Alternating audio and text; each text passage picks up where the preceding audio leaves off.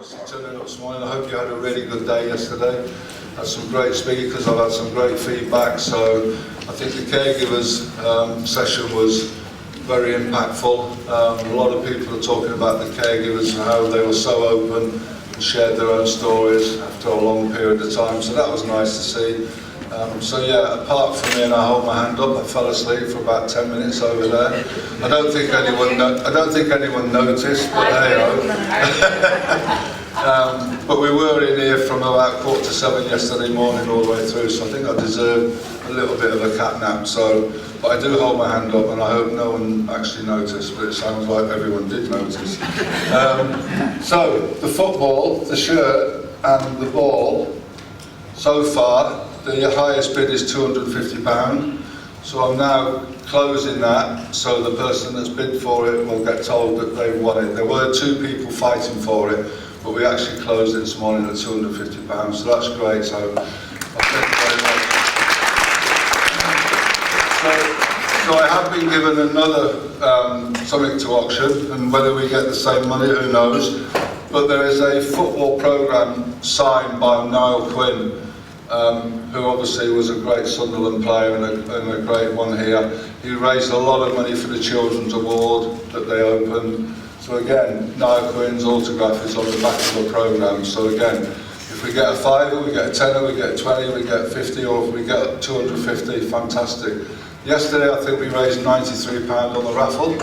So overall we're not doing too bad. So if we can, anyone wants to bid for this, I'll leave it over there, you can come and have a look at it. But please put a bid through Sharon, and whoever highest bid gets it. So I'm going to start the conference off and hand over to Mike, and obviously to Val, so Val can say a few words about yesterday, and then Mike will come on and we'll get the conference going. So thank you very much, everyone.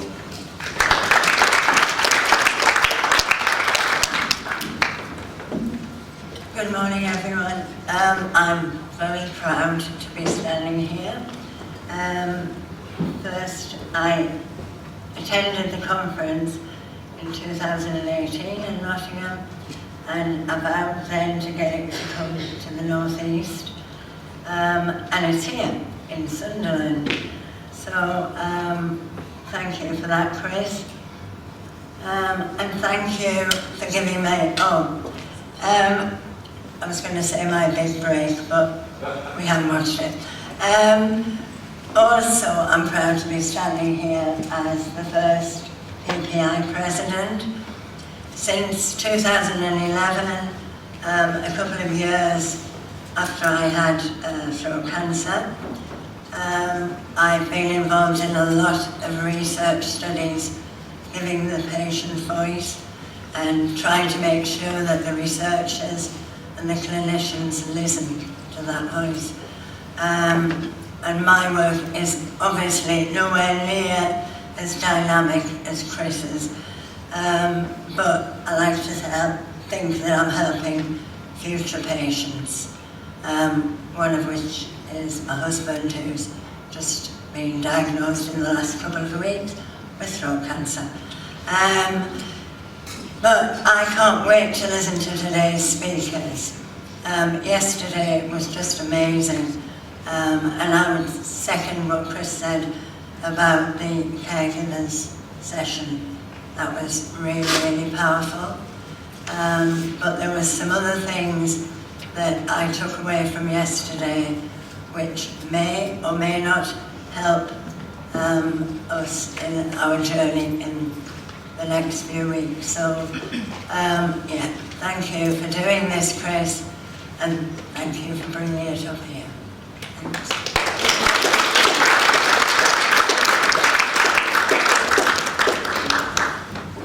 Thanks for those words, Val. Yeah, lovely to have you all back again today. In terms of napping, so I would actually prescribe a nap. I told Chris to have a nap. It's good for you. It's good for your cardiovascular health. Studies show that you're at lower cardiovascular risk if you take regular naps. So please feel free. So I also thoroughly enjoyed yesterday, and the caregivers component was really eye-opening. So for me, and this is going to kind of lead on to our first speaker this morning. So I've been a bit of a journey with Val over the last few years, largely down to Joe Patterson, who doesn't work for Sunderland anymore, but I still sort of work with her on projects and things.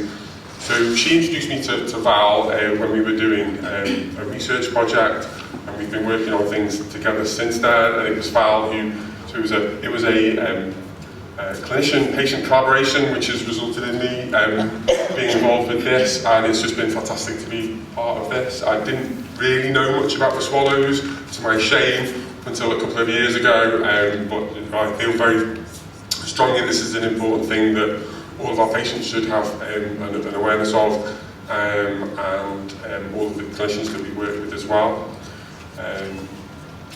Okay, so our first speaker this morning is Dr. David Hamilton, who works in Newcastle Hospitals. He was a trainee in the region, and he trained with us in Sunderland part of the time, and came and did some research with us, which was looking at the way clinicians interact with patients, and that's going to be what part of what he talks about this morning, I believe, and it's a real pleasure to have him come and speak with us, and I think we'll have a really enjoyable first session. Okay.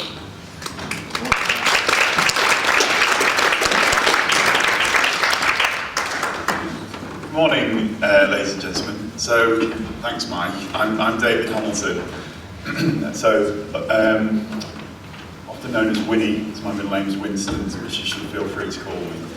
This Dr. David Hamilton makes me sound a bit like my dad or something. I feel like I should say first slide, please, like those COVID presentations. So I'm going to talk to you today about patients and clinicians making decisions in collaboration. I wasn't quite sure how much time I had to speak to you. Now Phil tells me after half an hour they sort of send on a leopard to sort of take me down. So it might mean I skip a slide or two, but I'm hoping that the general message will get across. So the reason I'm stood up here talking to you about this is because it's a subject which I found as a junior doctor felt important. And when I was sort of beginning in my research career rather than my clinical career, I was very clear that I wanted to research things that mattered to patients and mattered to me. There was a lot of options, for example, to work in a lab, work out a gene that's involved that you can then target for treatment, which is worthy scientific work, but it didn't suit me.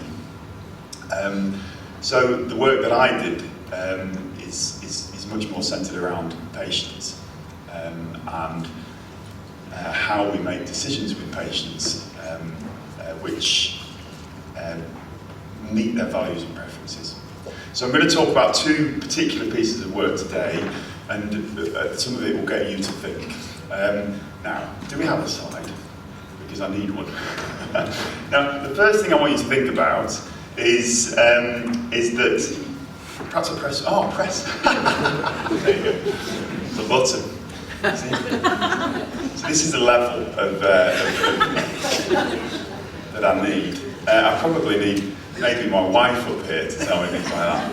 There's a button. Right. Okay. So the first question seems obvious. There are some answers to this that would surprise you. Should patients be involved in decisions about their care? I think with this audience, most people would say yes. It's one of those statements which is hard to disagree with. It's very difficult to do properly, and I'll try and show you why. So, what challenges do we face to do it well? And how should we do it? And those are the sorts of things we're going to cover today. I mean, we've come a long way. This is actually a surgeon, a hero of mine, but this was on his wall. What do you operate on Jones for? £100. No, I mean, what he got? £100. That's where we've come from.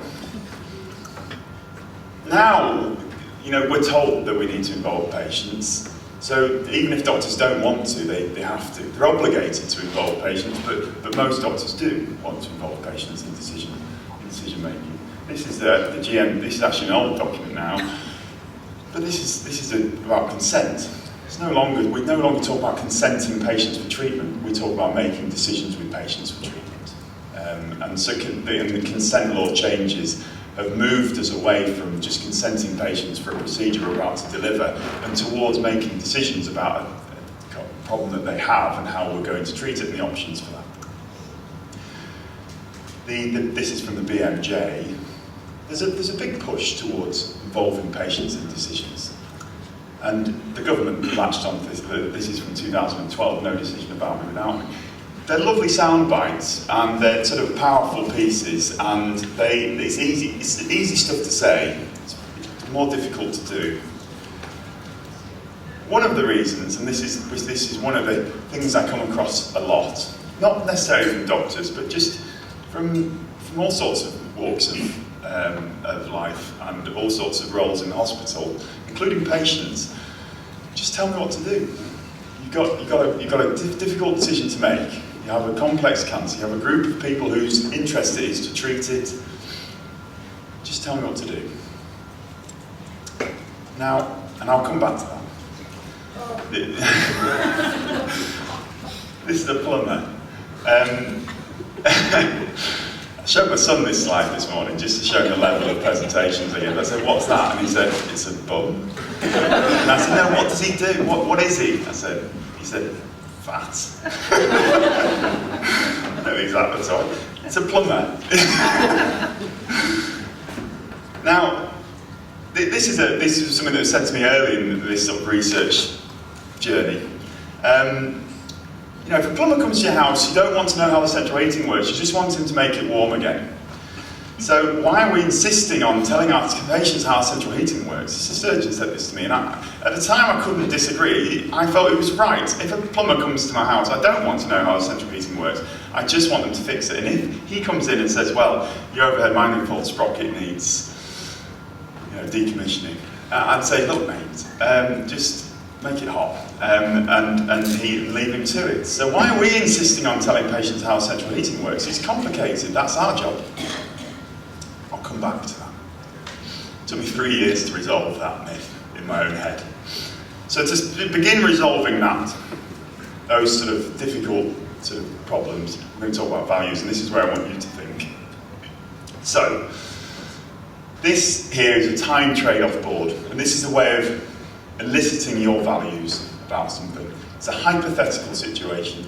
This is a decision that a lot of you, or some of you in the room, might have faced, or you might have been with somebody who faced, but I want to pretend, just for now, that you're facing it, that you're sitting in front of me, and we're talking about a cancer of your voice box, and we're talking about whether to have a laryngectomy, which is the bit, I've got a pointer, I think, oh no, point like that. So that patient has had a laryngectomy and has a stoma and speaks by covering the hole, forcing the air out through the mouth. The swallow is okay, to the point where he's able to maintain a normal diet orally without any need for tube feeding. Okay, so hypothetically, would you rather have 10 years as you are now, normal health, ignore the 25, just 10 years as you are now, or 10 years as a laryngectomy patient? So, a lot of you in the room would have probably said, "I want 10 years as you are now." And it's really to check you understand the concept. Okay? Do you want 10 years as you are now, or 10 years with laryngectomy? So do you want 10 years as you are with laryngectomy, or you die tomorrow? So you can have 10 years like this. I want you to think about what you do today, not some hypothetical future moment when you're old and making these decisions or whatever. I want you to think about the decision today. What would you do? And some people, the sort of trade-offs you're making to have a laryngectomy might not be acceptable, but most people would say, "Okay, I don't want to die tomorrow, I'll have a laryngectomy, thank you." So if I said, "Okay, well I'll give you 5 years as you are now, or you can have 10 years as a laryngectomy." And I did this actually with my 11-year-old son this morning, to ask him what his values were. And he said, "Is this now or is this when I'm an adult?" And I said, "No, this is now."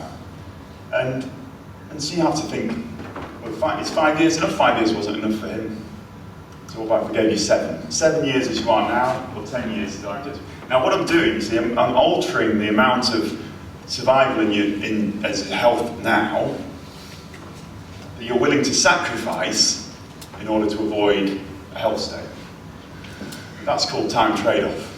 And that will vary around the room, depending on how old your kids are, whether you've just bought a puppy, like I have, by the way, or you know, whether somebody's about to get married, don't die tomorrow, if somebody's about to get married, or whatever. But these are the things that you will start to think about when you're trying to make that choice. Now that's not a real choice, is it? Because it doesn't work like that. But what it does, let's say you end up at 7. Then what we can do is we can take that 7 and divide it by 10, which is the number of years we're trading off, and that generates a number. And that number is called the utility value. It's maths. See, it was useful maths this morning, 11-year-old boy. And the utility value is the value you place on that health state, how bad or good you see it as being. It's a pretty raw measure, but it's a good way of thinking through the problem and thinking how bad or good you personally see that health state as being. And if you say, I'd rather die tomorrow, then you're saying that actually that health state is equal to death for me. There is a possibility that you might see a health state as worse than death, you get minus numbers. If you valued it, let's say 10 years as a laryngectomy is the same as 10 years now, then it's equal to normal health for you, or current health. Now, I won't ask you to tell me what your number was if you went through that, but I'll tell you one thing I can make a safe guess at is that it will vary around the room. And I've done this with lots of different people. This wasn't my PhD, this was just what I did in my spare time during my PhD. For controls, I actually went to bowling clubs, you know the crown green bowls, set up trestle tables, and got people to do time trade-off in the corner about laryngeal cancer. Our patients who've had treatment for head and neck cancer so know a bit about what it's like. And the staff are people who are treating them. And what that graph tells us, that's hundreds of people, is that staff don't see the health states as being quite as bad as they are, because they're treating them. The patients don't see it as bad as the controls do. So the people walking into our clinic rooms are controls. They haven't had cancer, or they're new diagnoses. They haven't had treatment, so they're our control group. They see it as being worst of all. Patients who've had the treatments actually have had a little bit of time to maybe get their head around the situation and maybe don't see these health states as being as bad. So I've done that with a number of health states here. Chemoradiotherapy where things have gone well. Total laryngectomy where things have gone well. Total laryngectomy when patients had complications and has had to go back to theatre and now has trouble with their voice. And chemoradiotherapy where they've had complications and now they've got a dry mouth and are permanently peg-fed and nil back mouth. So I got them to rate all those different health states using that time trade-off. But I think the message I'm trying to get across is staff members don't see it as bad as it is. Controls are really worried about what's ahead. But what's really important is how well we do, whether we're able to swallow and speak. Those are things which really influence the decisions we make. As doctors, we spend hours arguing about whether to do a laryngectomy or not. But actually, what we should be arguing about is whether a patient is going to be able to speak and swallow after their operation. But the other thing that was important is there's huge variation. This is a patient group. That's a histogram. So these are the numbers of patients who've gone for roughly those utility values. It varies. Of course it varies, because it varies around this room, so it varies amongst patients. So the averages don't even matter. What matters is the patient who's sitting in the clinic room. So this is some real data taken from one surgeon and one patient. Let's put that surgeon and that patient in a hypothetical clinic room together. And if that patient had locally advanced laryngeal cancer and could have chemotherapy or total laryngectomy, and let's say 2/3 of the time it goes well after chemoradiotherapy and 1/3 of the time they have more difficulty. And total laryngectomy 2/3 of the time it goes well and 1/3 they have more difficulty. Well, here, this particular staff member I've picked, not at random, but I've picked, values chemoradiotherapy good outcome at 0.6. So does the patient. So you think, well, that's where they match. But actually, if you look at the rest of the utility values, the staff member doesn't like any of the other options, thinks they all look awful. Whereas a patient says that total laryngectomy good outcome is actually acceptable to them, more acceptable than chemoradiotherapy. Now, I think we can all guess what decision will be made in that clinic room. It will be this. Probably. Because that's the one they both sort of agree on. But the decision that should have been made is this. It's a very different decision. So the values that drive our decision making, the values, the value that we place, it's not utility values, but the value we place on a health state, whether we have a total laryngectomy or chemoradiotherapy or PEG, or whether we swallow or not, the values that matter is the values of patients, not of doctors or anyone else on the MDT. Our values do not match because we are different people. And this, I've shown you one graph there, but all that is echoing what's already been said. That doctors, nurses, speech and language therapists, dietitians and patients do not make the same decisions because they have different priorities. And the things you're trading off when you're making big decisions are things that are personal to you. So just tell me what to do, doc.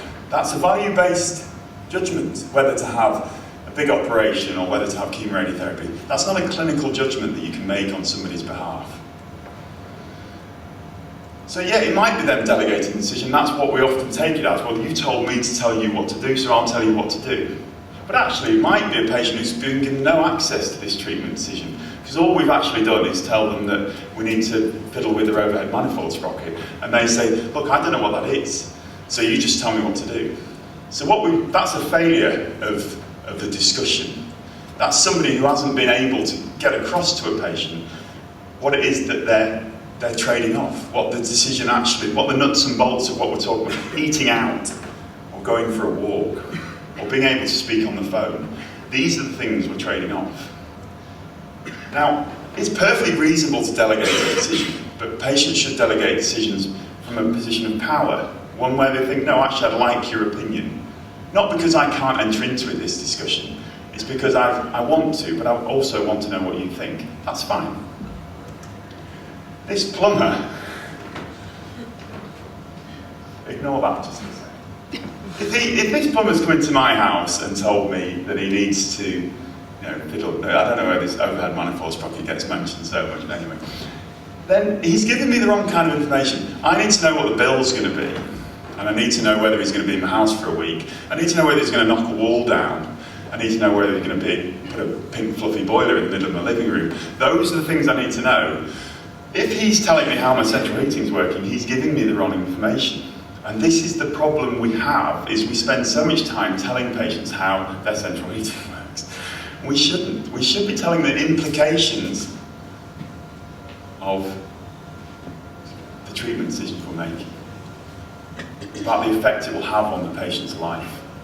And I watch trainees spending time talking about the structures they're going to dissect during the operation. They don't want to know that.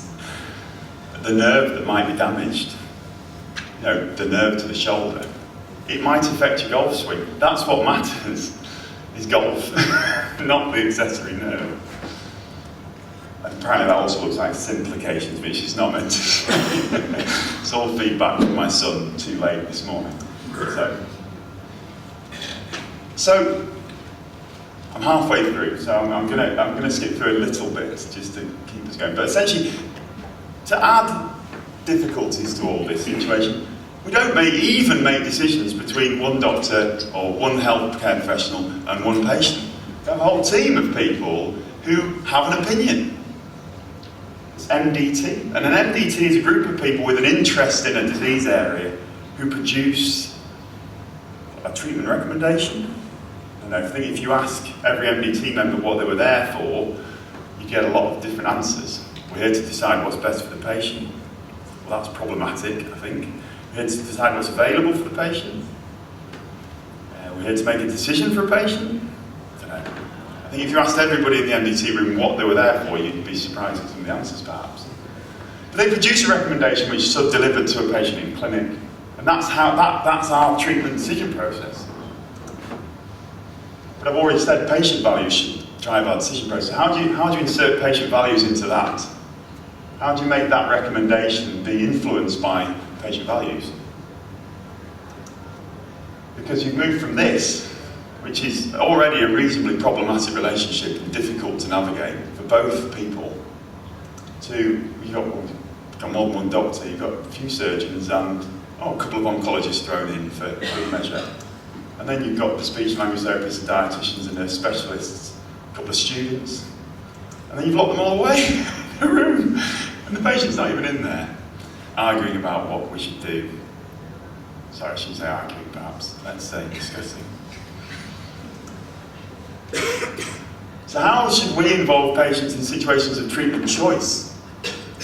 So this comes to the PhD now. So what I did is recorded that meeting. Can I go back? I can. Another button. I recorded that meeting in that room, and then I recorded the consultation with the patient. And then I interviewed the patients and the members of staff. And I got golden data, to be honest. And this is, I'm going to show you some of those conversations now. All anonymised.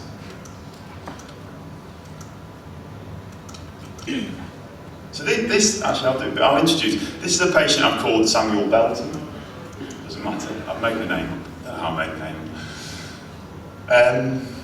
And he has a large tumour of his oropharynx, and the team are meeting, he's not in the room, and the MaxFax surgeon is saying that perhaps he could have a big operation, and the oncologist is saying he may well be better treated with chemoradiotherapy. And they've reached that point where there's an oncologist saying, well, I think this, and there's a surgeon saying, well, I think that. I'll read it out. So MaxFax surgeon, so shall we see him together? Silence, 10 seconds. 10 seconds in a room of about 40 people, that's a long silence, isn't it? ENT says, it depends how you put it to the patient, isn't it? Plastic surgery, it's one of these things, we've done this before, you see the patient, you have two people there, you confuse the patient even more. I think, nurse, it's horrendous. I think it's the worst thing you can do for a patient. I agree, I think it's a terrible thing. Patients just don't know, they don't know what to do. But are we not supposed to give the patient choice? So that's real conversation. There's a MaxFax surgeon saying, we've got a choice here, so what are we going to do? Well, we can't give the choice to the patient. That would be ridiculous. It's the worst thing you can do. So I'm not here to judge that conversation. I'm here to talk about why conversations like that arise. So firstly, members of that team, the MDT, have a very clear view of what they feel is best in a given situation. So this is an oncologist, I'll just let you read it.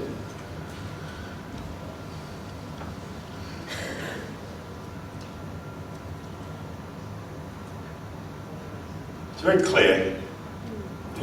I have my view of what I think is best in this situation. And your role as a patient is either to accept that or not. That's sort of sensitive paternalism sort of stuff. And if the team decide one best treatment, then this one best treatment is often delivered to a patient in the clinic.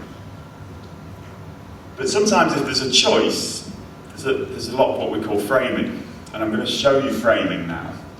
Framing is when you describe an option, but in a way to influence a choice.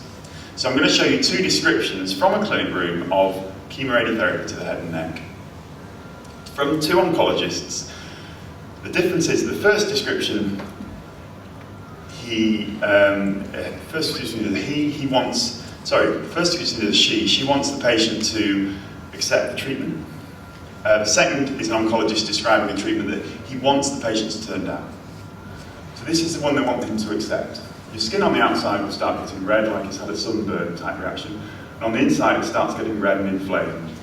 And that means you'll start having problems like a sore throat. And some problems with your swallowing. You put on special mouthwashes and you'll need to be on painkillers and things to help you with that. You'll feel more poorly if you're not keeping your strength up. So arrange a gastrostomy before you start the treatment. It's just a little tube you put in your tummy. Now, from an outside, a fresh naive president, lots of that doesn't sound too bad. It's not a lie as such, but it's reasonably rosy. It's rosy. I think that's fair to say. It's a rosy description. It's skimming across the top of the truth. Certainly not a deep dive. Patient accepted the treatment, clearly. We want sunburn on the inside, special mouthwashes, little tube back to normal afterwards. This is the patient, when we want the patient to turn it down and let you read it.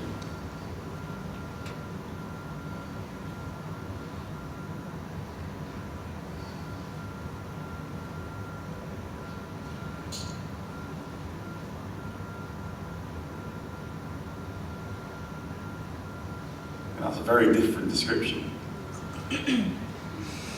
Swallowing is impossible, even the strongest guys struggle. Protection that we have from bugs disappears. You're overwhelmed. That's a very different description of the same thing. Neither are necessarily lies, both are slight distortions of the truth, I would say. And I think everybody would be able to, especially with that second one, would be able to draw from that experience that they might have had. But you can see why the first patient accepts that treatment and the second patient turns that one down, which is exactly what happened. So why is this a problem? Well, the problem is because treatment decisions aren't based on clinical information, they're based on values, like I've said already. They're based on the importance you place on swallow, survival, voice, appearance, whether you leave the house, exercise tolerance, requirement for care, tracheostomy, gastrostomy. These are the things that affect decisions. Whether you want those things, or whether you need those things, or whether you're willing to have those things in order to achieve something else is a personal decision. And actually, a lot of things come into that other than clinical information. But difference of opinion and uncertainty is often seen as something which should be hidden by an MDT because it's sort of, certainty is linked to expertise. If we know what we're doing, then we're good at what we're doing. This is the Max Back surgeon. I'll break confidentiality to just say it wasn't this Max Back surgeon.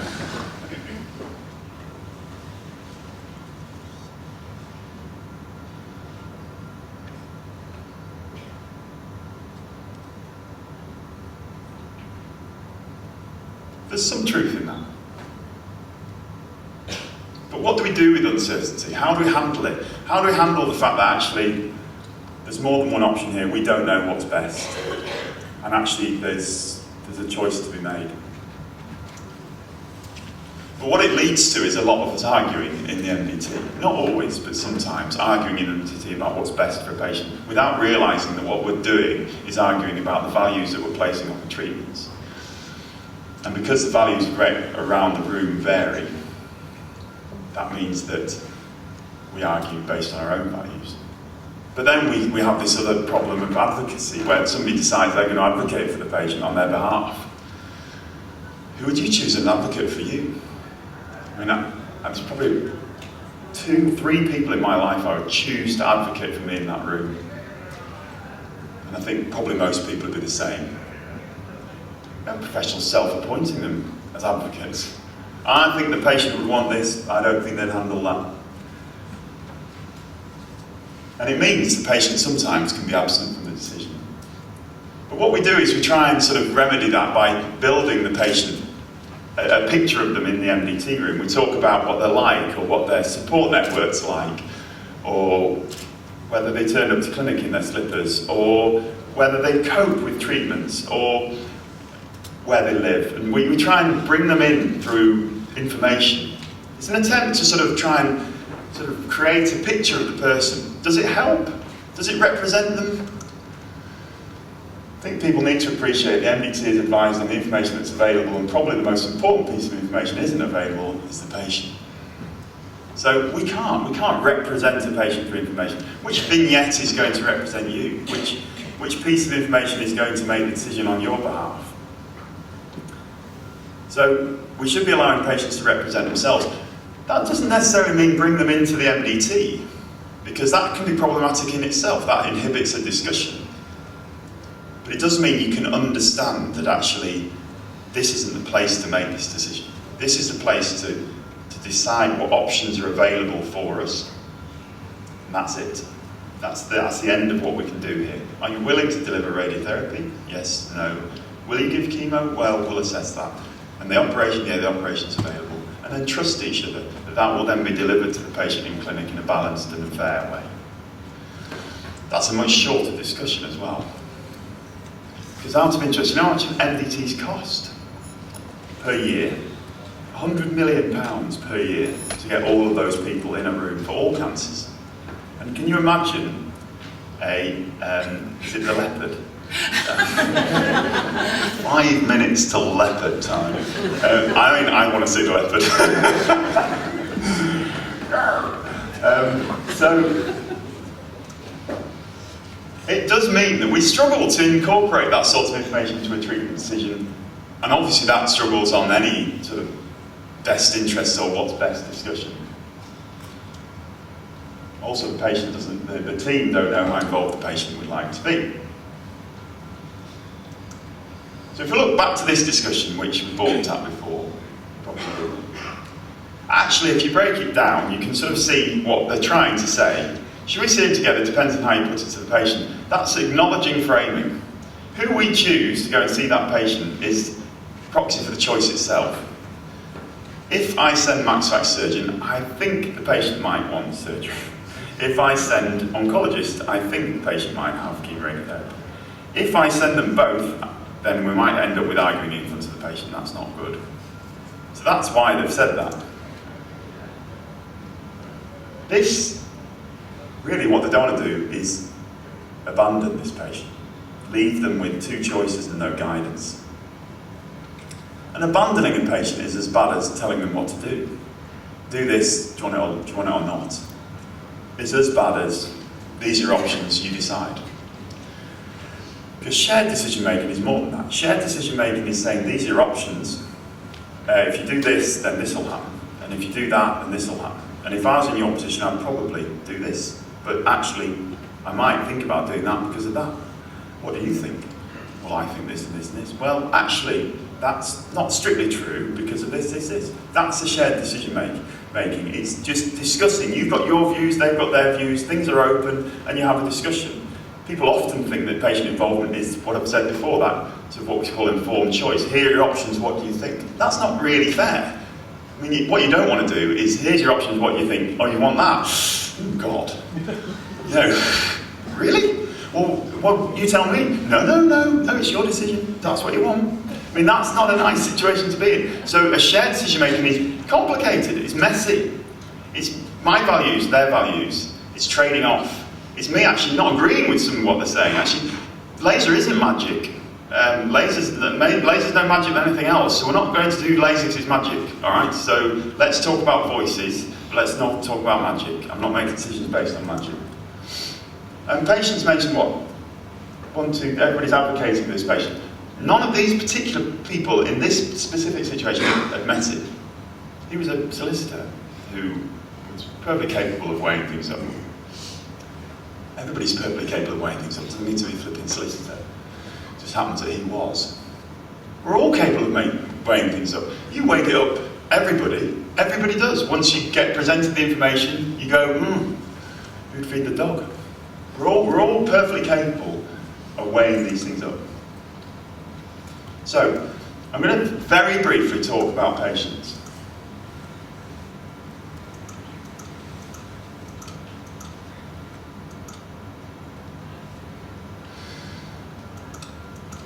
I'm going to just skip through these slides if that's all right, because I think there's an important point to make here.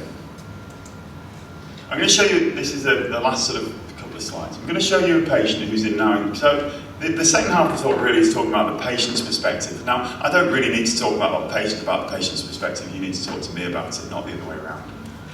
But if we look at how patients make their decisions, that's what we need to incorporate into this structure, the patient process of decision making. Because it's very centred on how we make decisions, MDT, clinic, treatment decision. But actually, how do patients make their decisions? This is a consultation for a patient who's trying to decide whether to have a laryngectomy or not, with a joint consultation with a surgeon and an oncologist. But this is not working. Oh, I'll just let you read.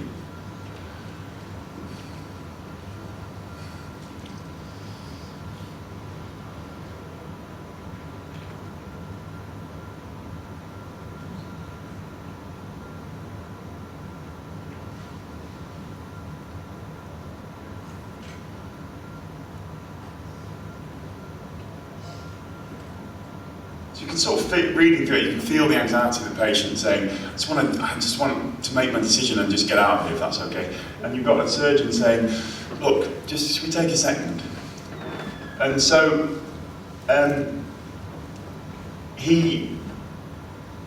what he did is he found out why the patient didn't want to stay. And the reason the patient didn't want to stay is because he lived in the sticks and he didn't want to put his son out for the week after. So they provided him with transport and said, just take a week. And he did. And I was able to go out, and not during that week, after a couple of weeks later, go out to where he lived in the middle of the sticks and interview him about what he did during that week. So I'll let you read it.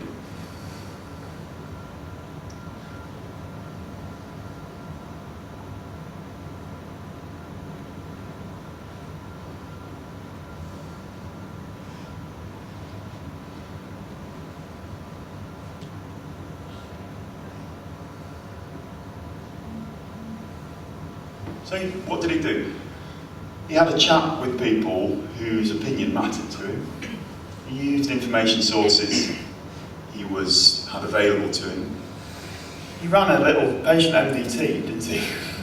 So he did exactly what we do, which is go, oh, this is a scan, and this is a biopsy, and this is the patient. I'll have a look through the scan, I'll ask my colleague, I'll look through the evidence, I'll sleep on it. Why do we get all that time to do all that work? But we don't with the patients. No, we've got to make a decision today. The clock is ticking. 2-week wait, we have to get this operation done. This is cancer, this is important stuff. Whereas we spent a week sitting there on this information going, don't know. And then we insist they make the decision within the next half an hour. It's not fair. But that's called a distributed decision. And that's like all good qualitative research, that's not surprising. You don't walk into a car garage and say, can I have a car? And they go, about that one. You go, yeah, thanks, bye. And that's it. You distribute decisions, you have a think about it, you might test drive it, you might read the reviews, you might ask somebody you're probably going to sleep on it at the very least. You don't just walk in and pick the first guy you see. We distribute decisions normally, and we should have clinic structures and decision-making structures that allow our patients to do the same. Because in the clinic room, that patient we just saw, all the discussion was about whether he had a voice box or not. But when I asked him what influenced his decision, he said this.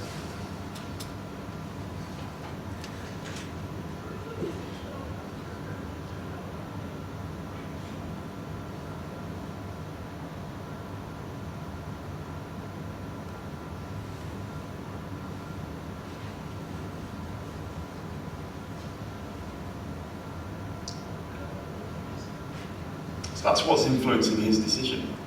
The presence or absence of a voice box influences some of that, not others bits. But if we're talking to patients about stomas and voice boxes, then we're missing the point. We've got to allow patients, we've got to support patients to distribute decisions. So we've got to move past this, where we have a meeting and we deliver a recommendation to a patient to accept or not in clinic, and often delegate to us because what choice do they have? To this, where we have pockets of work. We have a staff group who are discussing what options are available to a patient, an MDT. But of equal importance is the patient MDT. The patient gets to discuss with their family, the nurse, the surgeon, the oncologist, their supporters, the internet. And this forms a recommendation or options for treatment. Patient work forms a preference. And then they meet in a clinic room and there's this big messy maelstrom of decision making. But we need to support that. Because really, let's be honest, staff members could do with some training a lot of the time, especially here. But also there. But patients could also do with some help. They need information at the right time and in the right form. They need support from the right person.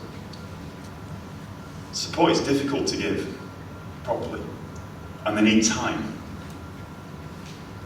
which we have. That's it. Thank you very much.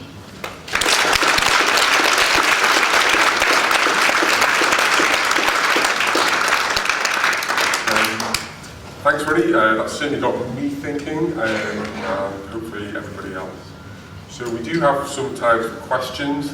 I want to see this leopard actually as well. So let's just run over time. Mike, it was a panther, surely, not a leopard. Oh God, yeah. Of course. Yeah, sorry. I'm sure about a leopard, we might be able to find Batman. Batman, yes. I have a question to start, if you don't mind.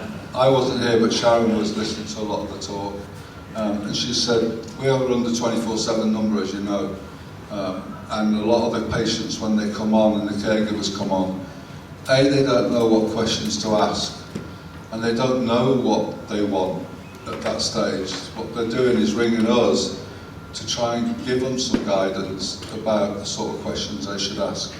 So maybe we should develop a simple questions to ask your health professional. Yes.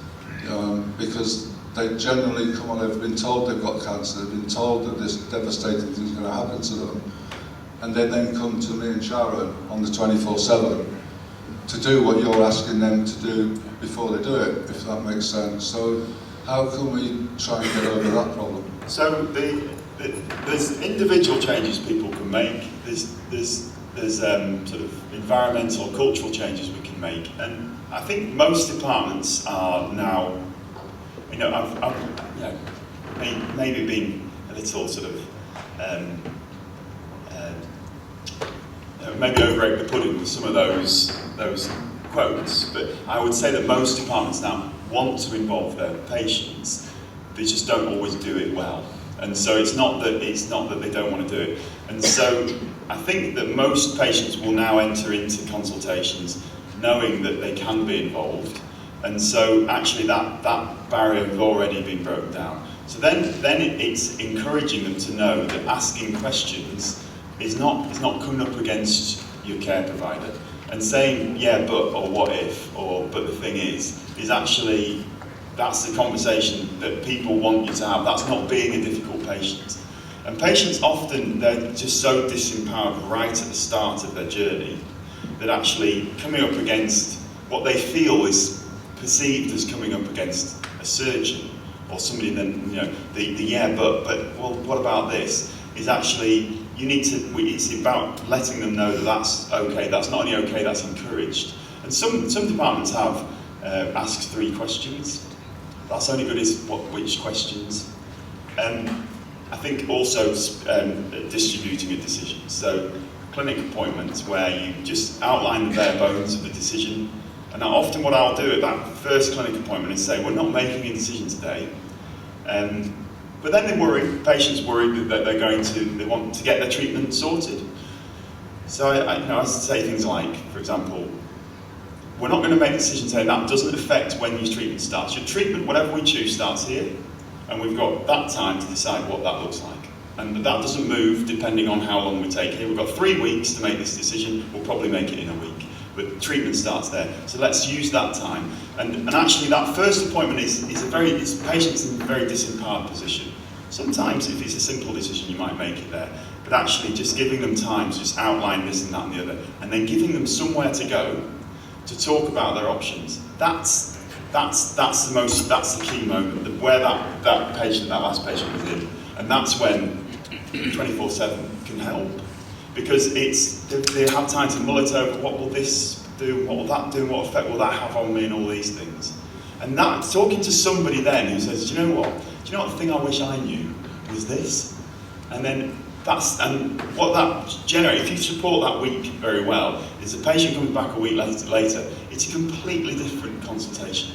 The patient on the second week comes in much more powerful. But the doctor, usually the doctor, needs to be trained to deal with that situation. Because when they come in quite powerful, to be honest, it's quite sort of, you're used to being in charge. And when somebody else comes in and goes, well, I think this, you need to be able to say, it's not just accepting preferences, it's about sometimes deconstructing them. As I say, laser beam magic is just a silly example, but I want to do this because it's better. You go, well, what do you mean by better? Well, it's better at getting rid of the cancer. Well, it's not actually better, but they're both, in terms of getting rid of the cancer, they're both the same, or whatever, but the conversation is a much more equal partners. So I think that week is where patients can really help each other. So do you think then through medical school, because we can't change today's people, they're already there, they're doing what they're doing and doing a damn good job, but in medical schools maybe then they should be taught questioning techniques, because if the question I always hear is how do you feel today? Well, I'm fine. But you could ask, what task did you struggle with yesterday? That is an open question that they've got to come back with something. But how are you feeling today is a straight, well, I'm fine. Yeah. So you've got nowhere to go. So maybe questioning techniques should be in medical school. Absolutely. I'm not giving up on the current lot yet either, though. And part of that is that this throughout the research, the absolutely crystal clear view is that there is a real want and requirement and energy to involve patients well, but that just doesn't always mean that it's translated into actually doing it well. And I think really as I say, the need is there to do it. So I think actually the current, people who are currently practicing want to involve their patients well. It's just sometimes we work within structures which don't necessarily allow that. So generally I find if you change the structures, you can change the behaviours. If you make clinics slightly more flexible, for example, I have decision-making slots in the clinic, just slots that keep empty. So it means that when I say, let's take a week, I don't go, God, where am I going to put this patient in a week? I'm not functioning with these clinics bulging at the seams the whole time. You have a place to put them. That's a quick. So I think training is a big part of it. Training and what I'm doing for that is really for surgeons in particular, training around consent. Because surgeons really, when you talk about consent, that really sharpens because they don't want to get sued. So when you talk about, rather than decision making, you talk about consent, surgeons sit up and listen. And consent law has changed. Not surprisingly, consent law has changed away from you need to know the risks that a group of my peers think is reasonable. That's called the Bowen principle. This is old law. To new law, you need to discuss the risks which are important to the patient in front of you. So what the law has done is moved from paternalism, which is I'm going to tell you the risks I think are important, towards shared decision making, which I'm going to tell you the risks you think are important. That's very difficult to do. But that's current. That's Montgomery ruling. That's current law. So I get invited into MDTs to review the service, not for a peer review, but from a head and neck review. And I've reviewed, I must be 4 or 5 different reviews. The best one I've ever seen was Richard Simcoe in Brighton when he was in head and neck. It was because I never saw information overload, I never saw a worried patient. And to be fair, we very rarely get calls from his group of patients, even to this day.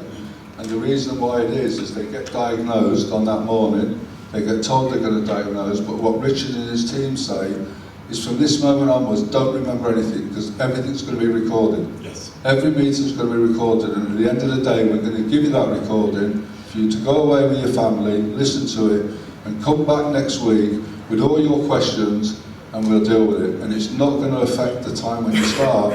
When I reviewed those patients afterwards, and I talked about it, they said, yeah, we're going home happy, we've got everything, we've got it on here, we're going to go and listen to the family. It involves the family, it involves the partner more, and I just think that why can that not be adopted around the country, because it does what you're saying on the tin. Yeah, and you're right, it's recording consultation. I mean, recording consultations has some downsides in that it's understanding what's been said, and what's being said has to be of decent quality as well. But yeah, you're right. Recording consultations or allowing patients to record consultations. The difficulty is instigating that recording. Is then you get stuck in that web of GDPR and who owns the data and all these sorts of things. So it will come down to who owns the recording device and all those sorts of things. Well, the best thing to do is the patient to record it, because then it's their information and they can do what they want with it. The problem is, if a surgeon goes to the trust and says, I want to record the consultations and give them, they'll probably spend 2 years going through data, governance issues. Whereas if a patient walks in and says, I'd like to record this consultation, it's their information and they're happy to do it. Not all doctors know that though. A lot of doctors see that as a problematic patient, whereas actually I welcome that and would take the recorder off them and put it next to me so they can hear me properly, and introduce myself to the judge. Any other questions? One at the back. There's a question at the back. Phil? Someone? Question at the back here. Morning, my name's Derek. I'm a caregiver. I have been known to stand up and advocate for the caregiver situation, and I was very interested and fascinated by your research and your presentation today, and I think it goes a long way to delivering what is needed, particularly the consultation side with the patient, but it fell short after the week gap, because the decision to choose whatever course of treatment plan and path you're going to go along is rightly the patients, primarily in consultation with the doctors and their family. However, when that decision is made, the person that carries the burden for 24 hours a day, 7 days a week, with the exception of the half-hour meetings at the hospital with various doctors, is the primary caregiver. At what point do we sit down with the primary caregiver and say the decision we have made, the patient and the doctors, for the treatment path, this is how it's going to impact on you as a caregiver. It's going to change your life as much as it's going to change the patient's life. You get no training, you get no advice, you get no support. So how do we bring that into the equation? It's a very good point, and it's remarkably difficult, is the answer, because we're already struggling to involve the sort of index person, which is the patient. So involving the caregivers as well is adds another level. Now, I think the answer. No, sorry, I'm not going to give you the answer. Really, what I've done, I haven't given you any answers. That I've spelled out the problem, and this is the problem with this work: is it does spell out the problem reasonably well. It doesn't actually give us the answer to what we should do, and that's because the answer is difficult and probably multifaceted. I think it's important that we involve caregivers in those discussions, and that we encourage patients, that we encourage them to speak up. I think a lot of the information we give is directed to a patient, and actually we don't give specific information at the moment to a caregiver about what they're going to need to do, because let's be honest, we're completely reliant on caregivers to provide free care. If you were paid for what you did, imagine if you were paid. I mean, the hourly, even with a small hourly rate, you'd rack up things quite quickly. So, and we need to respect that, and actually, that it's a really important point that it's not just information to a patient; it's information to a caregiver about what their role will be. But information seems easy, doesn't it? It seems easy information. We'll just give it, but actually, the fact that we do it badly suggests it's difficult to do. And it is difficult to do because if you just give it all, we've all seen the patient with a pack of information, rabbit in the headlights, going, I have no idea where to start with all this. And we go, we've informed the patients, isn't that great? Look, we've got this huge booklet, a number of booklets for you about what, but actually, that's quite difficult. And when do we give that information? How do we support it? It's important. If you give information after you've made a treatment decision, then it's very difficult to use that. You read it and go, oh, sounds awful. Is there any other options available to me? And so it's important that we give that information at the right time. And for me, that's earlier in the process. I think the reason we don't do it early in the process, we don't want to scare patients. But I find, personally, I don't know about you, Mike, but patients, they're an inspiring, very resilient lot. We don't need to protect them from being scared.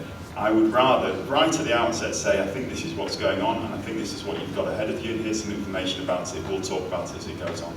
That patient going through that pathway is much more, rather than protecting their feelings until you've got the biopsy result, which tells you what you probably knew 3 weeks ago. And actually, with training, I try and move information giving and diagnosis giving to pre-biopsy, because we know that looks like a cancer. And I'd rather get it wrong on one patient in my career and tell the other 1,000 patients that they've got cancer 3 weeks before I've got a biopsy result, because then they've got 3 weeks to empower themselves to make good decisions. Well, one final point, the only thing I'm trying to do here is get you medical professionals to think of the patient and the caregiver as an entity. Yes. Not two separate entities. Yeah. Okay? So when we talk about giving information to the patient, we should be saying, actually, we're going to give information to the patient and the caregiver together. Yeah. Because each is going to be impacted in a massive way. One, going through the treatment, obviously getting rid of the disease, but the other person is going to have to put their entire life on hold, as they know it, to do this caregiving treatment. And no support and no training. And that's the barrier that we've got to get. I genuinely think we should be signing a piece of paper. We'll be coming to the initial consultant. So I've got my wife on my arm, we're coming in, she's got the cancer. The first thing we do is sit down and sign a piece of paper that says, you are now legally entitled to tell us both absolutely everything, about everything, no exceptions. And then you can't hide or worry about this transfer of information and privacy and all that sort of nonsense. And that should be a really simple piece of paper that's available to sign. Absolutely. I think that's a very good point, well made. With 1 minute. Yes? With 1 minute. A quick fire question and a quick fire answer, please. Yeah. We met. It's more of a comment. So I'm a palliative nurse specialist at the Northern Centre for Cancer Care at Freeman. And your presentations just made me think of a patient that's been referred myself for pain management after his radiotherapy for lower esophageal cancer. He's in horrific pain and we're really struggling to manage that.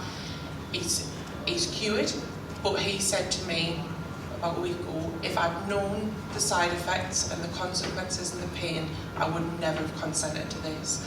And I said, well, why? I asked him very openly, why did you consent to this? I told, this is what I needed to do. So, although I'm not putting any judgment on our oncologists, there is no judgment, but we are in a very resistant sort of medical workforce and nursing staff. It's not just medical. So yeah, there needs to be a change because patients are, and again, I think it goes back to, I'll do what the doctor told me, and he did. He said, well, I thought that was the best option for myself, to do what the doctor told me. Just a 30-second I think that's a really important point. I think cancer treatment, as I say, patients are an inspiring and resilient lot, and I mean that. And they go through things that I couldn't even imagine having to go through. And I understand how that's a fight and a battle.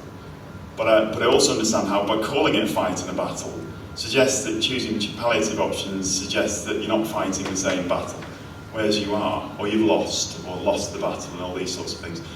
And I know that sort of metaphor is used a lot in cancer, and I can understand why, but also it can create problems, because suddenly brave decisions are the radical decisions, and courage is doing the radical thing, whereas palliation is sort of doing nothing, or not doing the thing, not being courageous, losing the battle. And actually that can influence decision making. So I think when it comes to palliative decision making, it's often very radical treatment with lower chance of success versus palliation. That is not treatment versus no treatment. And it's not doing something against doing nothing. It's about doing a treatment that might shorten your life in order to try and make your life longer, but might not achieve that. Or accepting that this cancer is going to shorten our life, we're going to make the time that you have as good as we possibly can. And presenting, the problem is that you're being presented often by surgeons who really are talking about consenting for an operation or not. but it's not. We've got to move away from that and talk about a disease process that we need to treat, and these are our options. But I think that's an absolutely vital point. Because if you palliate well, you can improve survival. If you palliate big, extensive cancers well, patients can survive for longer than if you, essentially, if from mortality of treatment.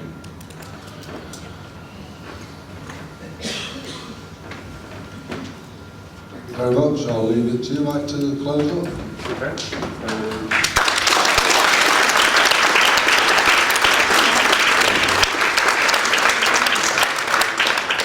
I think we've had a wonderful session there. Certainly some practice-changing thoughts and really quite inspiring for all of us, I think. I'll just chat with Chris. We have a break now for coffee, do we? Yeah. So we've got a break now till 5 to 11, I think, when the next session will start. Okay. So thank you so much for your time this morning, Willie. It was very much appreciated, and that's had a big impact on all of us. Thank you. Coffee's through the brown doors. Please go and visit the sponsors. Please go and visit the sponsors. Over to you.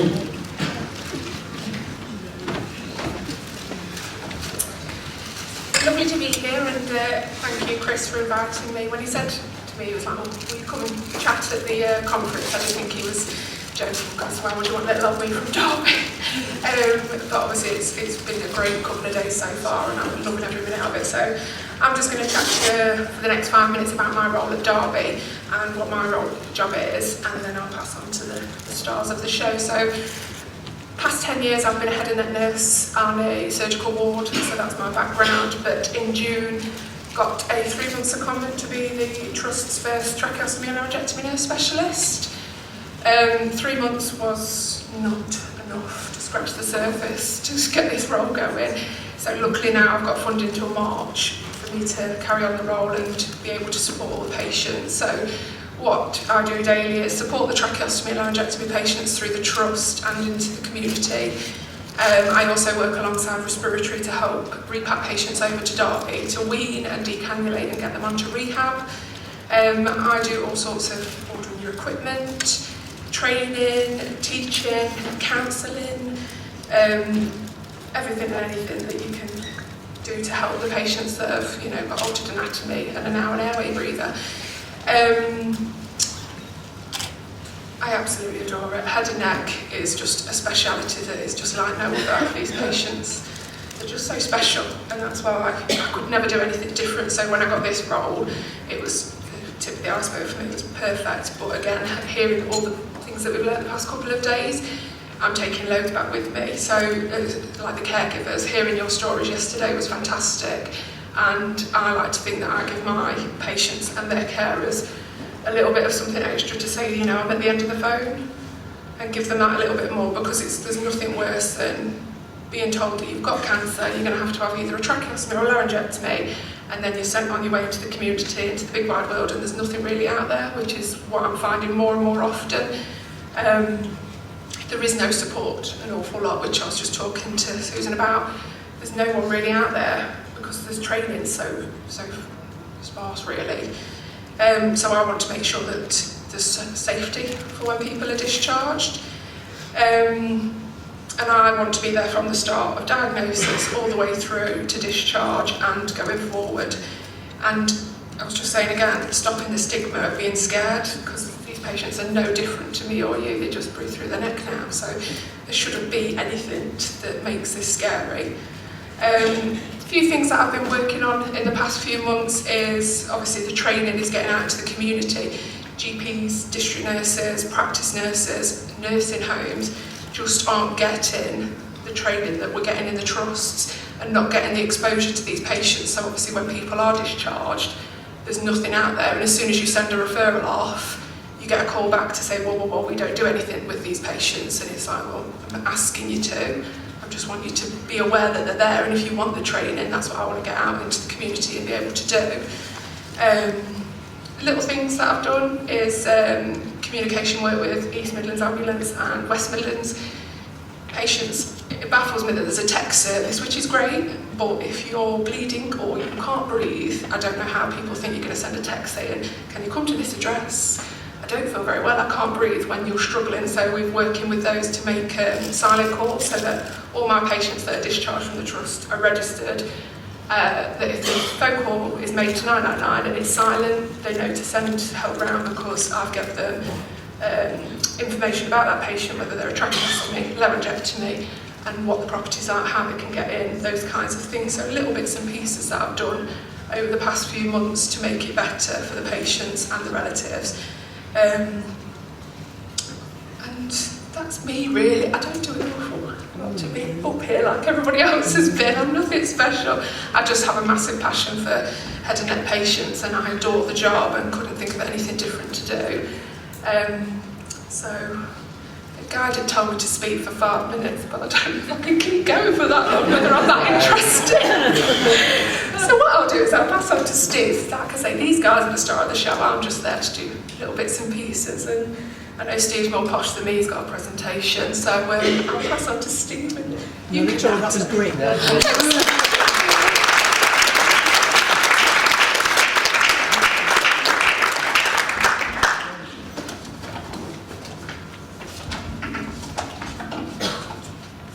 Well, this is going well. Thank you, Crystal. My name is Steve Cooper. I am from, I live in Maryland, United States of America, just outside of Washington, D.C. And first I want to thank Chris and Sharon for their tireless efforts for the head and neck cancer community. It's quite a journey. Anyone who's been through it, you all as healthcare providers know, but they've dedicated their lives to this, and it's you know, we're all grateful to that. So I want to thank them. Briefly, in 2018, I was suffering from a hoarse voice, and it was off and on. It would I'd lose my voice, it would come back. I'd lose my voice, it would come back. And a typical male, I figured, oh, it's going to come back. It's fine. So this went on for a while, and 2017, or 18, in January to December 2018, I went to a ear, nose, and throat specialist, and he scoped me, and he said, oh, you've got a mild paralysis of one of your vocal cords. It's nothing big. I'm going to send you to a specialist. They'll fix you up. You'll be fine. Nothing urgent. So 6 weeks later, I had an appointment with a laryngologist. And the original doctor didn't send the slides, the video from the scope. So she said, Steve, let me scope you again, see what's going on. So I'm sure, we'll get you patched up. And she had an associate with her, and she scopes me, and she turns to the associate and said, do you see this? And right away the mood changed. And she retracts it, and she says, there's some things we'd like to take another look at. And I said, I could just tell something wasn't right. So I said, is it cancer? She said, well, we don't know, we want to test. I said, doctor, you've done this. She says, I'm afraid there's a mass there. We need to have it looked at. And this was January 2019. In February 25th, 2019, every laryngectomy remembers the date forever. I had a total neck dissection, a bilateral neck dissection, cut me from ear to ear. The doctors affectionately refer to it as a happy face. Is that right, Arthur? Okay, well, mine did. Maybe that's because of what they built, but and removal of the larynx, part of my thyroid, 32 lymph nodes, and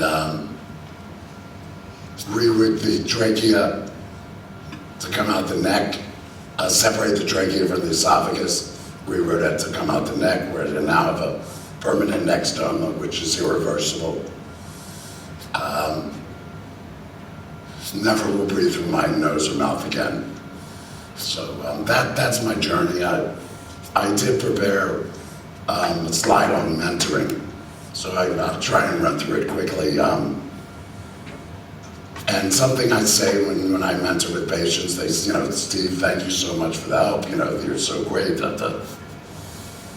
When we do this, it's helping ourselves. It's our therapy, paying back what others have given to us. So, I always say by helping others, we help ourselves. And frankly, my graphic artist said, "Oh, that's great. Who said that?" I said, "I did." She said, No. I heard you, but who said that? I said, "I did." She said, "We're going to put that in there." I said, No, I don't want that in it. Well, don't argue with your graphics artist, especially when it's your daughter. So that quote is on there. But it's very rewarding, both to the mentor and the mentee.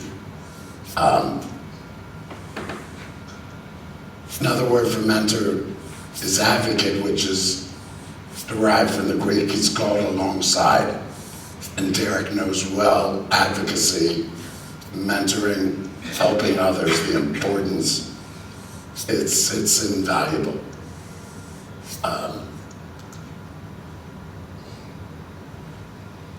I'll just run through it quickly. Some of the things, and this, mentoring, you can do this in your profession as well, but how many have had head and neck cancer or a chronic illness in the room? Wow, so it's very few, but if you've been down the path, it's so important, to receive help and to help others. In doing it, you want to create create a comfortable environment. You don't meet with the patient when you're in a crowded room on a speakerphone, or when the kids are screaming in the background. You want to give that special time to meet with the patient where they know it's one-on-one. Ask how they want to contact. Some would rather do it by email, some phone, some text. See what they're comfortable with. Engaging in a conversation about expectations. A lot of times the mentors will think, well, gee, I can text you at 2 o'clock in the morning. I'm not. You should be. That's not really realistic, but those are some things you want to get out there. And be honest and sensitive to their needs. What you want to discuss, what they want to hear might be two different things. So you have to get a sense of what they want to hear, where they're coming from, what they can absorb, what their individual condition is. A lot of it is just asking questions. And then the other is, I always leave it, how do you want to take it from here? Do you want to talk weekly, daily? A lot of times there's such fear, they don't even want to deal with it. But you learn about the patient, and they'll tell you, they'll lead you to, how the conversation should flow. And the big thing is just building rapport. Be yourself. Don't try and tell them what they think they need to hear. Just tell them what you feel they need to hear. Again, follow the lead. That they'll tell you where they need help. Big one's showing empathy, and that's where walking the path as doctors, you can tell them everything about the procedure, but you can't tell them how they're going to feel. You can't tell them about the fear of waking up and wanting to cry out for help and having no voice. The issues with radiation, you can tell them, it's going to be bad, but that going through that process is only something another patient can tell them. And as providers, I strongly build a relationship with patients that you can call on to help other patients. It will do so much for you and the patient and the recovery. And actively listen. You know, they're the ones that are gonna, don't go in telling them your agenda, find out what theirs is. Leading with non-judgment. So many times, you didn't smoke cigarettes, did you? You didn't drink, did you? You know, this is your fault. That's not gonna help the patient. And the empathy, you know, like I said, walking that path, you already have the empathy. Don't dismiss their feelings. You know, I'm scared. I don't know what to do, you know. I don't want to make this decision. Oh, you'll be fine, it'll be okay. That's not what they want to hear. I always tell the patients, if you're not scared, there's something wrong with you. This is a big operation. And provide care unconditionally. Don't say, well, I'll meet with you, but I only can meet on Wednesdays at 3 o'clock. You're not a good fit for that patient. You have to be there for them.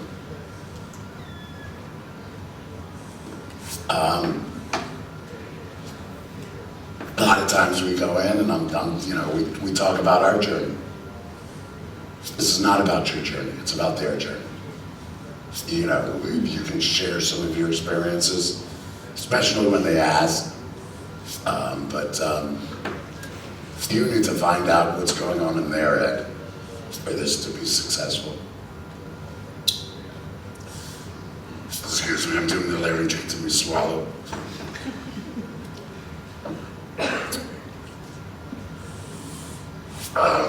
Don't provide any medical advice. That speaks for itself. Doesn't matter what you know, what you've been through as a patient. Medical professionals, that's a different story. Provide the medical advice, please, we need it. And obviously, you know, you will hear a patient is in, you know, they can't afford to get to the treatment, they can't afford to get to the hospital, they're suffering with bills as badly as you want to help out. You cannot get into any financial assistance. And don't try and sell them anything. You might have the best skin cream in the world, or you might have a potion that will cure cancer. That's a taboo. You don't go down that road. And they're not trying to talk the mentee out of everything, which also ties into criticizing the doctors and the physicians. They say, my doctor said I should do this. The mentee's role is never to say, oh no, why would you want to do that? You know, you can allow them to ask the questions, share your experience, but the decision, and again, Derek hit on it, it's not just the physician's decision that we need to do the surgery, or it's not always the patient. It's the care team, the patient, the family. It's all as a group that comes together on making this decision. So, you know, you never criticize what the patient has come to. If there's some things you're concerned about, you can share different options, but you have to do it in a very neutral manner. A lot of mentoring is really just empowering the patient to deal with and accept what's said of them. And that's really the goal, just to get them comfortable what they're facing and let them know that, you know, it'll be okay. They're in charge. And that's, you know, the first time I mentored someone, I was so concerned. What am I going to do? What am I going to say? I had 3 pages, a 3-page outline of what I was going to go through. And once we got past the introduction, I don't think I looked at the outline. And we just let the conversation flow. And I was so concerned, it's going to be awkward. What do I say? And you'll figure it all out. You'll get there. Just being there for the patient is, for the mentee is what's key. This was an actual fortune cookie that I had the first time I went out to dinner after my surgery. Life is not a matter of holding good cards, but sometimes playing a poor hand well. This can go many ways with a laryngectomy. With any patient, they can retreat. Depression is off the charts in head and neck cancer patients. I just studied it was 5 times that of a normal patient. But several things can happen. They can retreat. They can deal with it. And this is something I've tried to do. Chris is the best example. You can take lemons and make lemonade. It's what you do with what has happened. That is really what's crucial. I hate the expression, you gotta pull yourself up by the bootstraps. If we could do that, we wouldn't have a problem. But hopefully you can turn that corner and, be on your way. The one last thing I wanted to add is volunteerism. Chris said this in a recent interview that post-COVID, getting volunteers is very difficult. They're afraid to come out with COVID, they're afraid of the interaction. I think his words were, volunteers are like pieces of gold.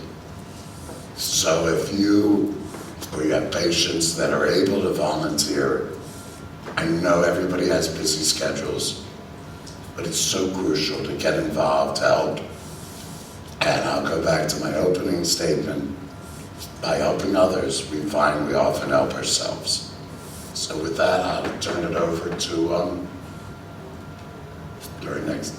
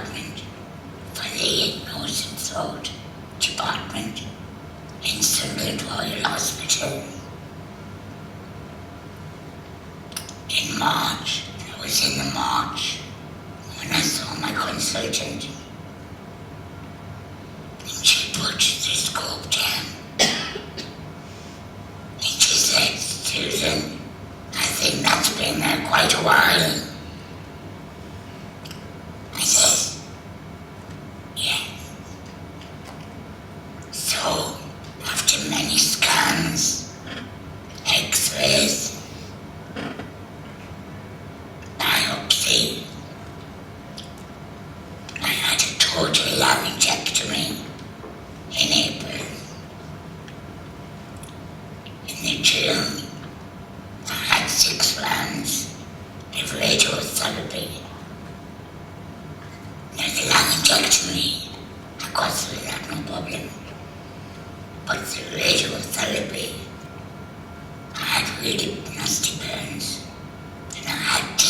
nurses coming in every single day to treat them.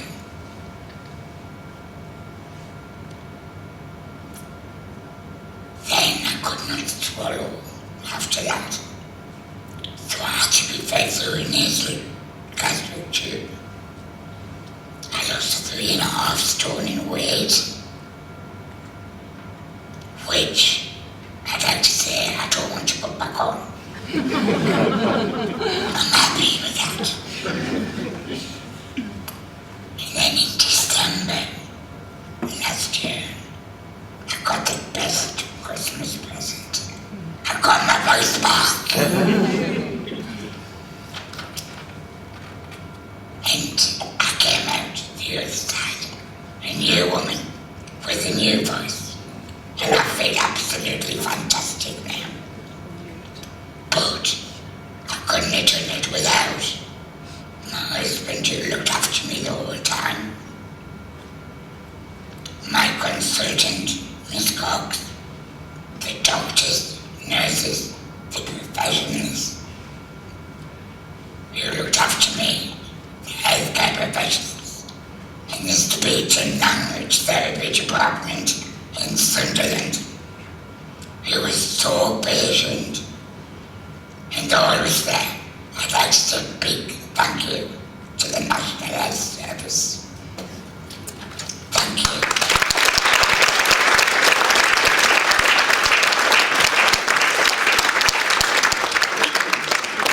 Thank you, Susan, and also thank you as well. You can see why I fall in love with these patients, because the stories are just amazing, and I'm like, oh gosh, I want to take everyone home with me. So we'll hear from our last speaker as well. Take the floor. My name is Alex. This is my journey as a laryngectomy. My journey began in July 15. I had been coughing in over a week and not getting any better. My wife, Danielle, made an appointment for me to see the doctor, who gave me a course of antibiotics, but didn't help any. So I had to go back to the doctor and saw another doctor who referred me to Blackpool, Victoria, to see a consultant, Mr. Deegan, who after going through CT scans, MRI scans and cameras, I was diagnosed with a tumour on my voice box.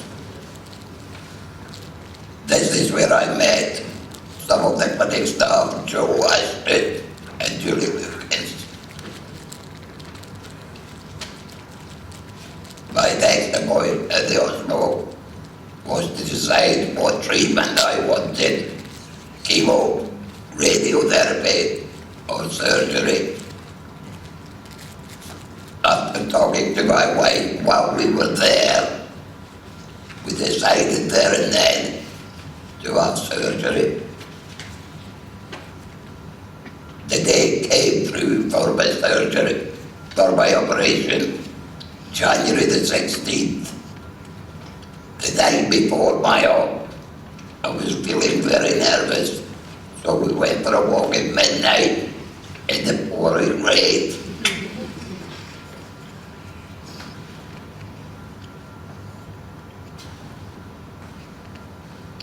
It actually calmed me down, and I did get quite a good night's sleep. The morning of the operation came, the 16th of January 2016. I was to be at Preston Royal Hospital for 7 a.m. in the morning. I then now walked away as I was first aid. After saying goodbye to Danielle, my wife, he was through to the op.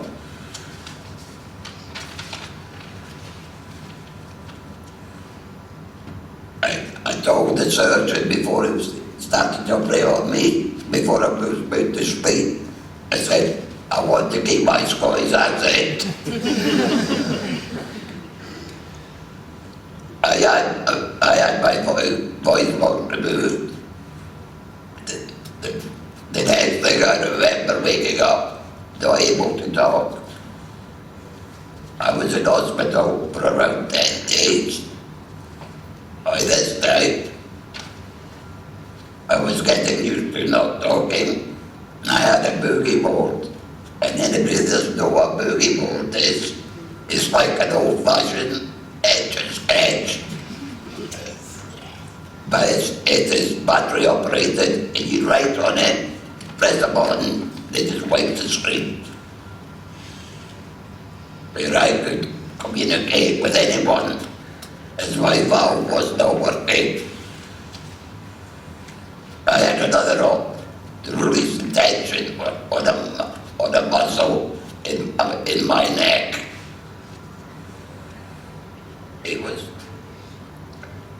a big success. I was back with a voice.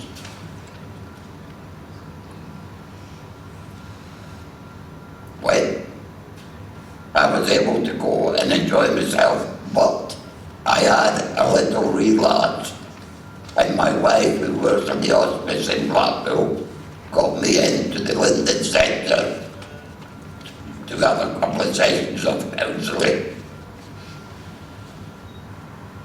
As I could tell the people, and I also like to go for a game of snooker and watch Blackpool play. In June 2021, I was given the all clear, no more going for examinations, except if I needed a valve change. I would like to thank my consultant, Mr. Deacon, Joe Ashley, Julie Lucas, and the staff of Victoria Hospital, for their superb care, and also biggest thank you to my wife for being terrible. Thank you.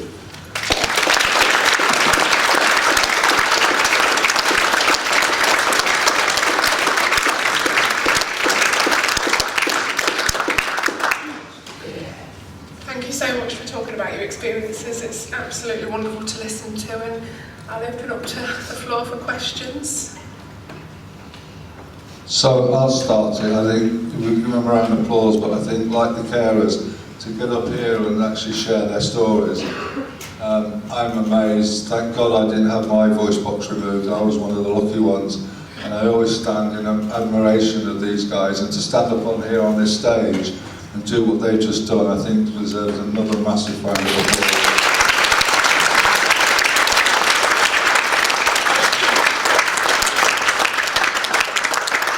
So Alex, I'm going to do the first question to you. We talk many a time about our support group meetings, all the time. I'll come around here because the light's a bit bright. We talk all the time about our support meetings. How can we get more laryngectomy patients involved in support? You come to all our support group meetings and you must get something from it. It's not just my looks and me standing there talking to you. But you must get something from it. So how could we, and the question goes to all of you really, how can we get more laryngectomy patients involved with support groups, do you think? Well, we have tried with Julie Lucas. She's tried to talk to the laryngeal patients to actually come to the meetings. We have got one other one that has been, we did have another one that did come, but it's not been very well by the COVID. Actually, completely axed it all. So what about yourself, Steve? I'm in America.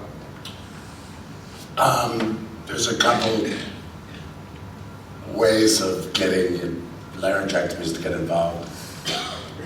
One is there's several Facebook groups in the States that are specifically for laryngectomies, and through those, you know, it's a phenomenal network. I've been told that the laryngectomy community is unique in the help that they give. The other is through the medical professionals. You have to connect with organizations like the Swallows, with the local clubs. You need to know what resources are there to connect laryngectomies with mentors or with other peer-to-peer connections. And you can facilitate that.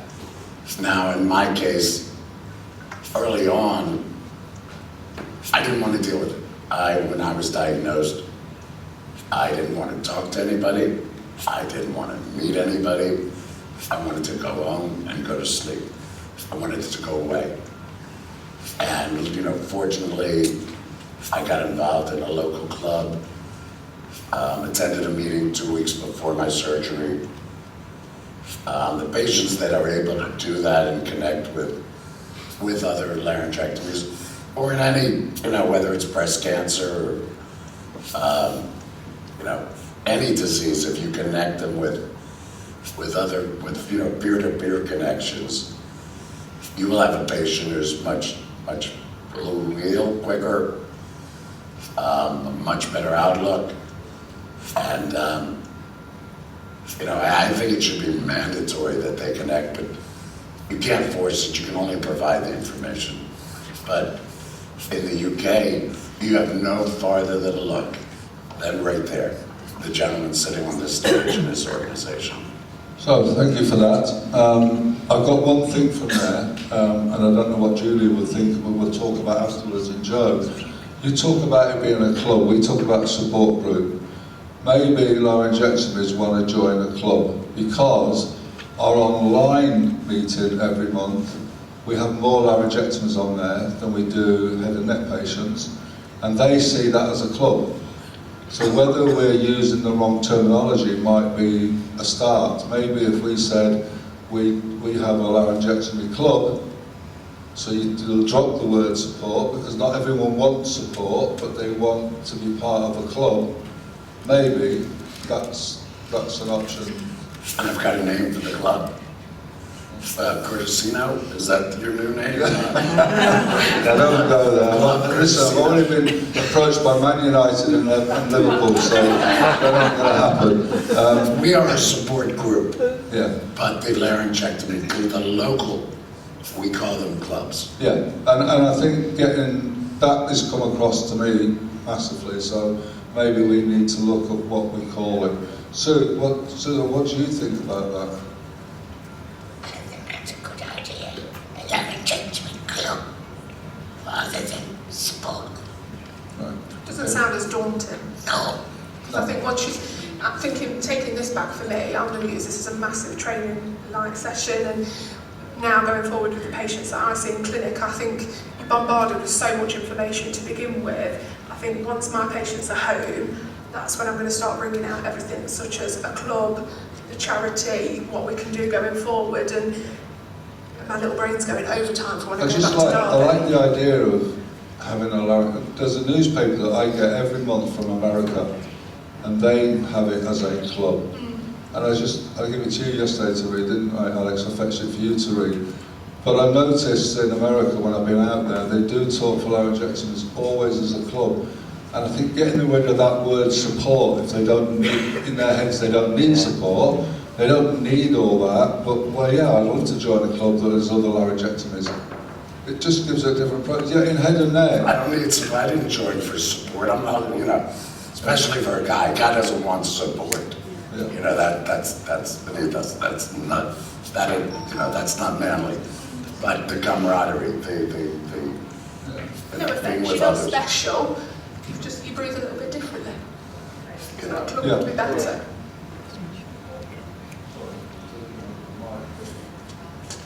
Just thinking about that, I think that's a really good point. And next week, alongside ATOS Medical, we're restarting our laryngectomy meetings. We lost them during COVID, and I think we can echo that all our Larrys that attended there, it was more of a group meeting as a club, not a support group. And I'm just wondering, going forward, maybe if you wanted to come along to one of those, Chris, and ask what our unique club of patients could gain from the swallows. I think that might work.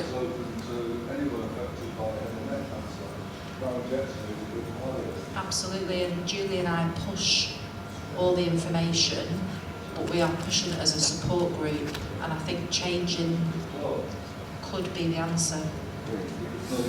You know, Nothing else, I've learned that as well. you know, if I can add, a lot in the States, and by the way, I have a manual on starting a laryngectomy club, which I'll get to you. But in the States, to form a club, typically the driver is, we call it a speech and language pathologist, SLP, or a speech language therapist, SLT. Typically, an SLT will be the go-to person because they have the patients, they know the laryngectomies. So they'll be the organizer. They can set up the Zoom platform or whatever the video platform is. And it can be in conjunction with the swallows or standalone. But it's the SLP or SLT that's the driver. They're the organizer. Now, from there, you know, you can form a club and have the members, different roles. You can have a president or, you know, someone to take charge. So you're not having to do all the work, but you have the resources to bring the patients together, sort of to be the moderator, to keep it on track, to bring in speakers. It could be, you know, a company with dry mouth or a radiation product, or with Atos Medical, some of the breathing or traveling tips. But the SLTs are actually a very, very key component in forming a club. Right. So any other questions? Yeah, there's a couple here, Chris. Hi, I'm Amanda. I'm a head and neck nurse specialist at Milton Keynes Hospital. It's not really a question, it's just going along with obviously what Steve was saying about mentoring patients, and that's what we try to do, and also links in with what David was saying this morning about that involvement of patients in their choice about treatment. So we do spend time separately from their initial diagnosis, and this is the options of treatment. So myself as a nurse specialist, I see the patients jointly with the speech therapist, go through everything, but one of the key things that we do offer is to meet a laryngectomy, because at the end of the day, they are the experts. Much as we can sit there as professionals and say, this is how we'll give you a new voice, this is how you'll swallow, the patients are the experts, and the feedback we get from that is immense. And obviously that was massively impacted by COVID, so we weren't able to do that. And we do offer that also for the sort of radiotherapy patients as well, but that's not taken up so much. And we kind of signpost people to Chris to sort of speak with other patients that have had radiotherapy. The sort of downside is that they then compare themselves with those patients' experience, because everyone is different. So it's those markers, oh, by this point I was swallowing, by this point I was speaking, you know, so it's just making sure those patients are mindful that their own journey will be an individual one, and it's just giving them that insight to help with that decision making. So I don't know whether you guys all met patients pre-surgery, and how helpful was that? Yeah. Because you know what to expect when you see somebody in the same position. Yeah. So, thank you. You can see there's life after surgery when you meet another patient. Yeah, that's what we try to say life after. Prior to your surgery, you basically think your life is over. And it's a big change, but you know, we're all here to talk about it. Life goes on. Our new normal. Exactly. Thank you, guys. Thank you. As someone recently said, normal is only a setting on the washing machine. Amanda, all we've got to do is create the film for this, and anyone's going to have a laryngectomy and say, look what three people have done, went up on stage and spoke. Yeah. Another question here, please. Hi, yeah, actually it's just a little bit more of a statement, just really echoing what Steve said. I'm Angela, I'm a speech and language therapist in Nottingham, and we have quite a well-established laryngectomy group, which is along the lines that you were describing. So we do have an SLT presence there, but we also try to support it as a club as well for our members, for the laryngectomies there. So we go along to the group, say, once every 2 months, so that we can have a clinical input and then invite ATOS and some of the other providers to come along. But also there's a session where it's just, you know, patients that have been through that experience themselves. So it's not always sort of like a clinical, you know, sort of discussion. So we kind of we kind of did that. Also during COVID, we did run the group over Zoom, so that people who actually couldn't attend, who perhaps live a little bit further away, could actually still have access to the group. We did ask the group if they wanted to continue that, and they said no at the moment because they would prefer to meet face to face, but we now always have that option if we have other new members. I think the other important thing I wanted to say was that as a healthcare professional, we introduced the idea of the group in our sort of laryngectomy education, so that people know that there's something there after they've gone through their surgery, and perhaps when they come for valve changes and things, there's a poster in the room, you know, so there's access to information in that group if they want it.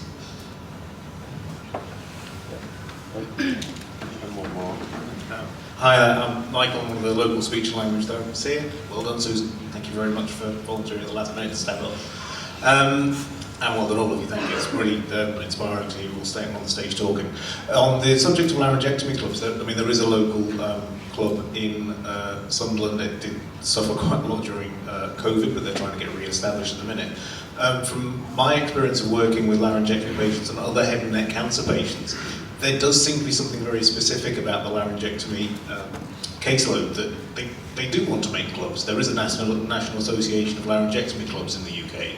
There are lots of clubs dotted around. Having then tried to replicate that for the wider head and neck cancer caseload in other areas sometimes, it does seem that there's something very specific, and I'd be interested to know, maybe from the people on stage, but also from Chris, why laryngectomies have clubs, but nobody else seems to do it. When we've tried to set those up, because I've been involved in trying to set these support groups up, actually there is something about a support group just after treatment for people who've had radiotherapy, which seems very valuable, but a club of, actually no, we're going to stick together and we're going to be a club for years down the line, and the local club will do things like, they'll go out and they'll have fish and chips at South Shields, or they'll go to the local living museum together.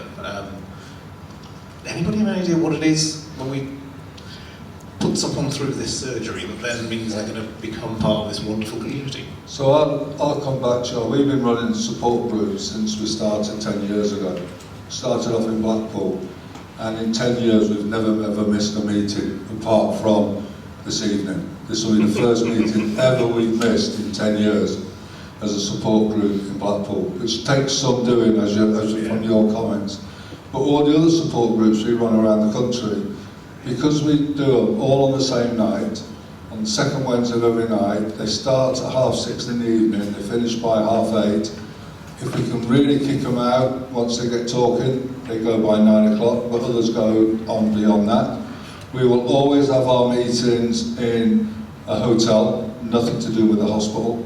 We always have them in a nice room where there's plenty of parking, plenty of places for them to get to. And they all run at the same time. So the other month, I joined my online meeting with over 100 people on it to our Blackpool meeting with 15 people in the meeting. So suddenly they are part of that whole bigger group around the world. So we do our support meetings slightly different to what you may have seen in the past. We also support it with marketing material, so they don't have to look at raising funds. We support it with the cost of the venue, so they don't have to worry about money. We have a training manual how to run a support group, and we give them all training on GDPR. We give the hospital training on GDPR, because you cannot start a support group up now without getting permission to do it, permission to refer that patient across, otherwise you're breaking GDPR rules. So we cover all that avenue. Once that group's up and running, As long as the hospital refer in, that group will continue. So the deal is, we will run the group, we will manage the group, we will pay for the group, but if you don't refer patients in, then it's your problem, not ours. So the emphasis comes back to you to refer, and once they're there, they then will join us. But we also, not everyone likes to go to a meeting. So we have Facebook pages for every town that we support. We have online meetings, so if someone doesn't want to go face to face, they can go online. We have one-to-one meetings, so if someone wants a one-to-one, then we'll do that. It's actually 2-to-1, because you can't do one-to-ones these days. We also have our 24/7 support line, and normally we get a lot of those calls, but our ultimate aim is to get them to a support group or a meeting. But if they don't want it, they can continue to ring us on the 24/7. I have a gentleman that rings me every Friday. He's a solicitor in a high-powered job, but to his friends and family, he has to be high power. But every Friday he rings me to open up and cry in his own time, and then he goes back to this image of a big, strong man. So people want support in different ways. I think the health professionals sometimes go down the avenues, we need a support group, we need a support group. That isn't going to fit all the suits. With the Swallows, there isn't a way that they can't get support. Every newly diagnosed patients with the hospitals that we use will get a support box, and in that support box is all the products they need for oral care. We have all the leaflets, all the marketing material. So there is no excuse why a patient in your hospital cannot get the support at the time they want, in whatever means they want. And I think that's the difference with the Swallows. I'm struggling with laryngectomy, but now I've just been given the answer. We're going to call it a club. Head and Neck don't want it to be a club. They want it, for some reason, to be a support group where they all go together and huddle together.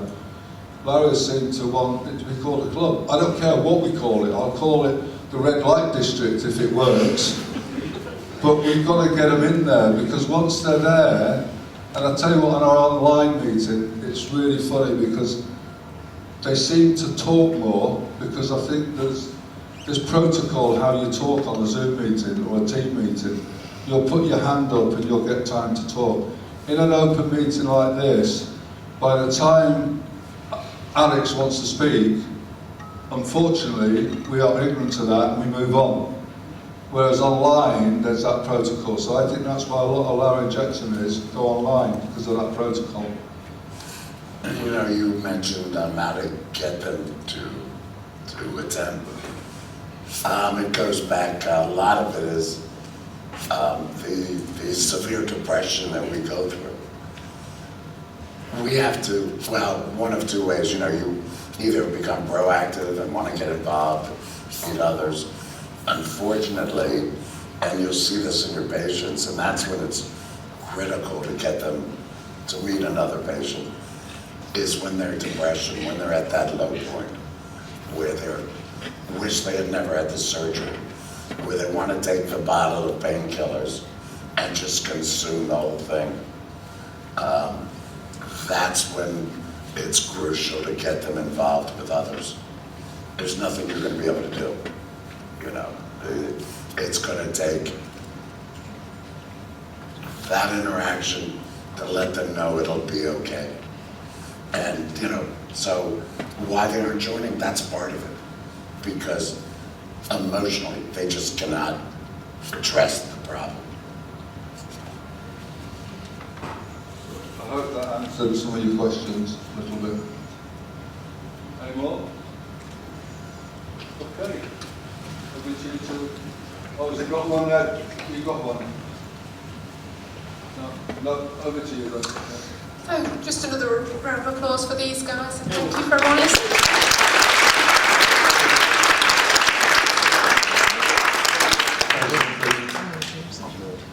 It was a thank you specifically to Alec.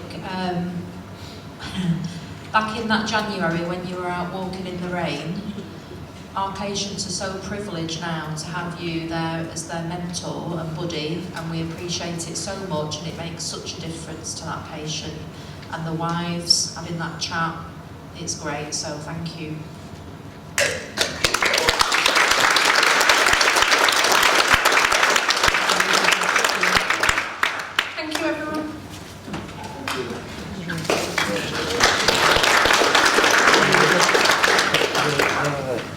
mic. Just have the mic, please. Have the mic.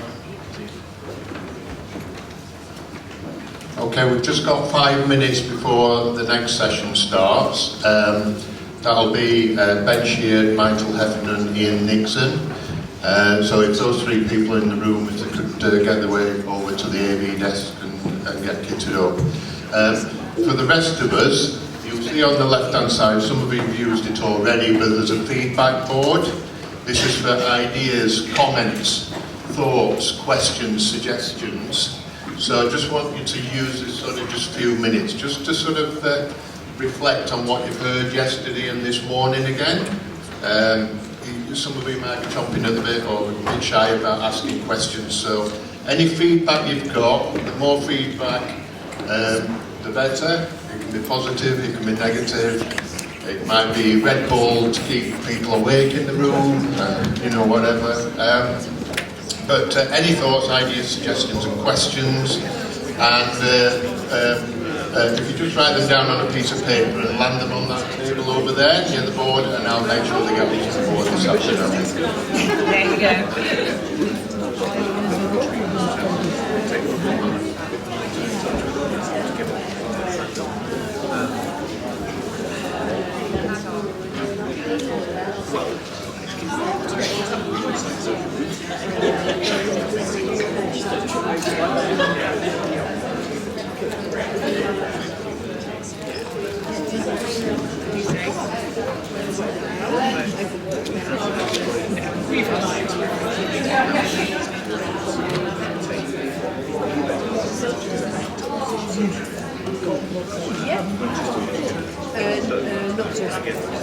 Yeah, I have.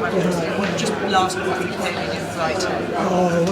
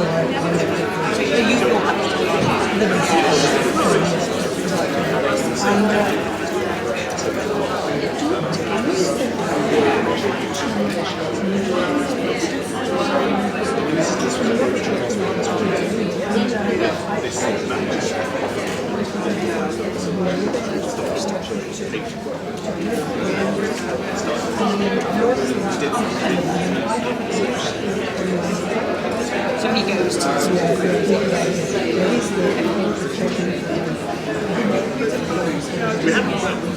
pretty much since the beginning.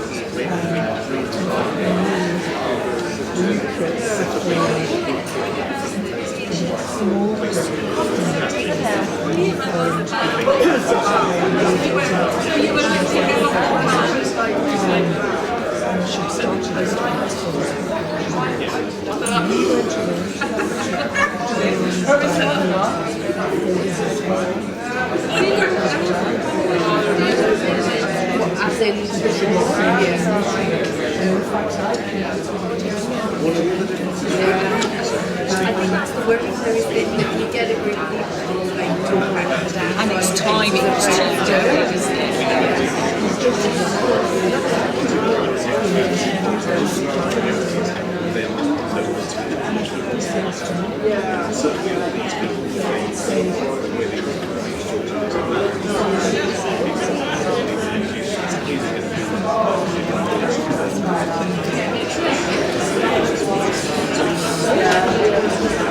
So, good morning ladies and gentlemen, how are we all doing?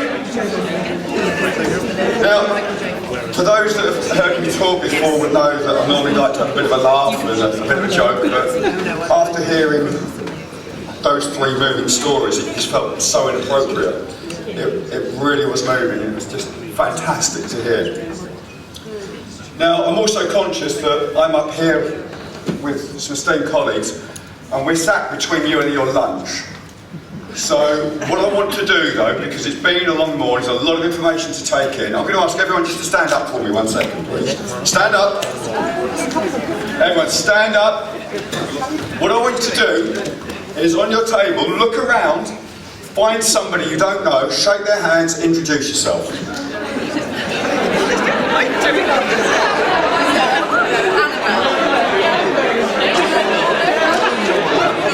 Now the reason, it's alright, can you sit down again, the reason I've done that, the next conference, you've now got another friend that you're going to be looking out for, because I know you're all coming back for the next one. So the session we've got now, early detection tools in the fight against head and neck cancer. Now, I'm not saying that I'm out of my depth here, but when these guys went through their slideshow with me, I was like, please explain this, the cheap seats. So, very, very knowledgeable people. Up first we've got Mike Heffernan, degree in dentistry. He's gone on to become a prosthodontist. I've been practicing all morning with him. Basically looking at supporting the reconstruction of the jaw, the whole dentistry area, whether that's voice, swallowing, and maybe even moving into the realms of speech. The reason it's so important for head and neck, if you can think of the damage of the cancer, but also, in some cases, the treatment can occur. So, long-term damage from the radiation therapy. Alongside him we have Ian Nixon, president from Edinburgh, a couple of years ago now. So, really glad you came down, despite the trouble you've had today as well. Head and neck surgeon from the Edinburgh University with a special interest in clinical trials. So again, looking at that early intervention, looking at that early diagnosis. So you don't want to hear me talk, these are the interesting people. So, Mike, over to you, sir. Thank you very much.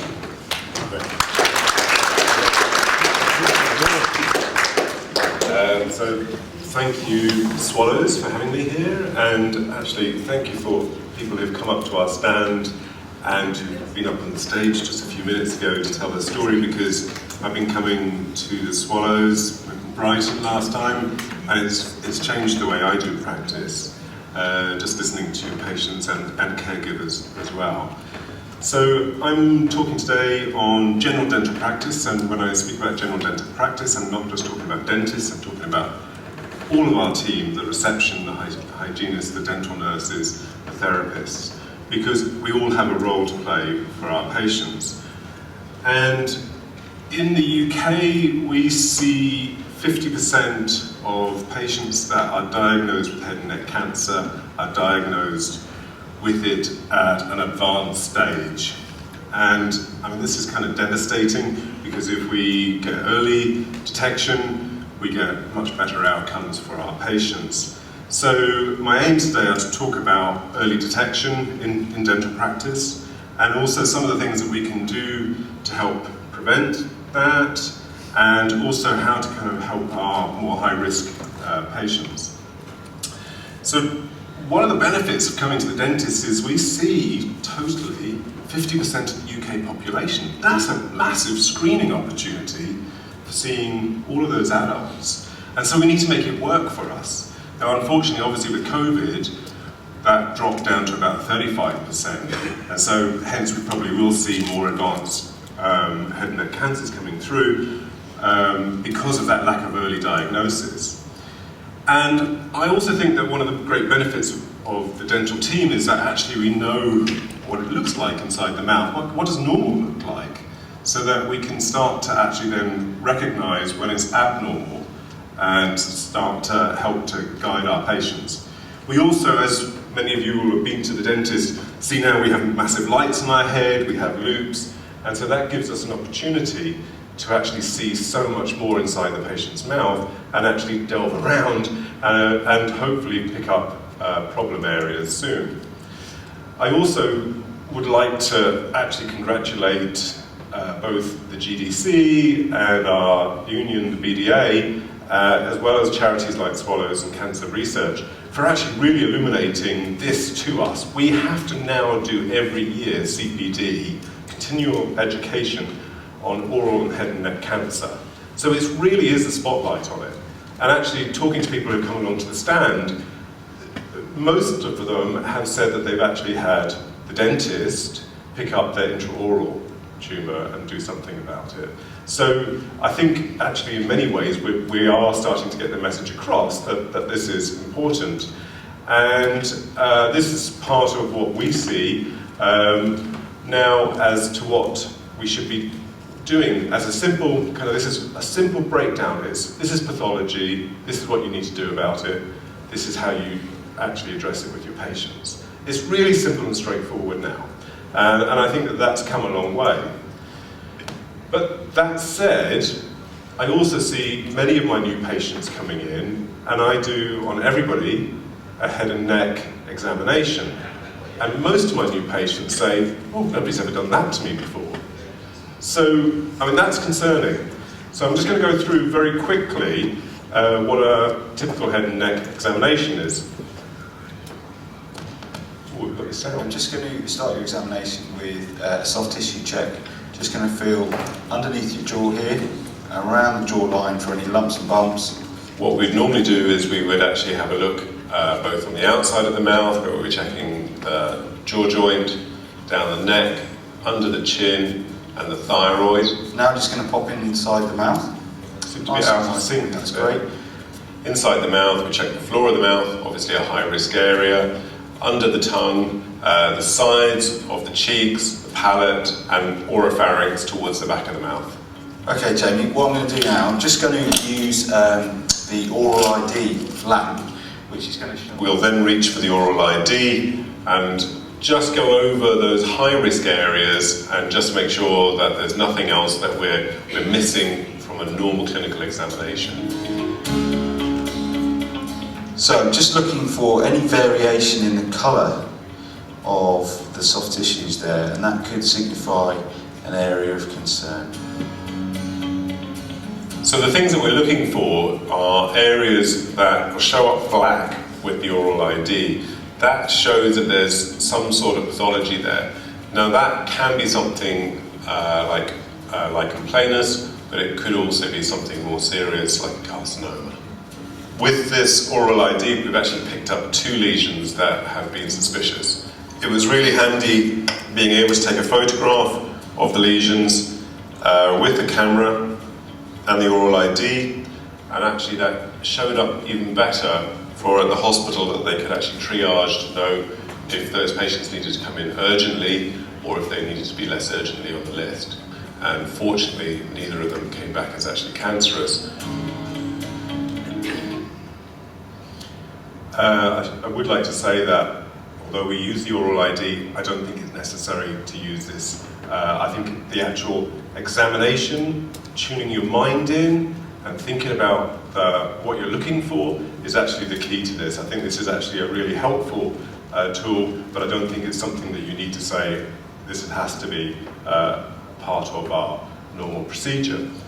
So there are barriers to us as dental team kind of making those helpful diagnoses, and I think one of the biggest barriers, and we've heard it so much this morning, is listening.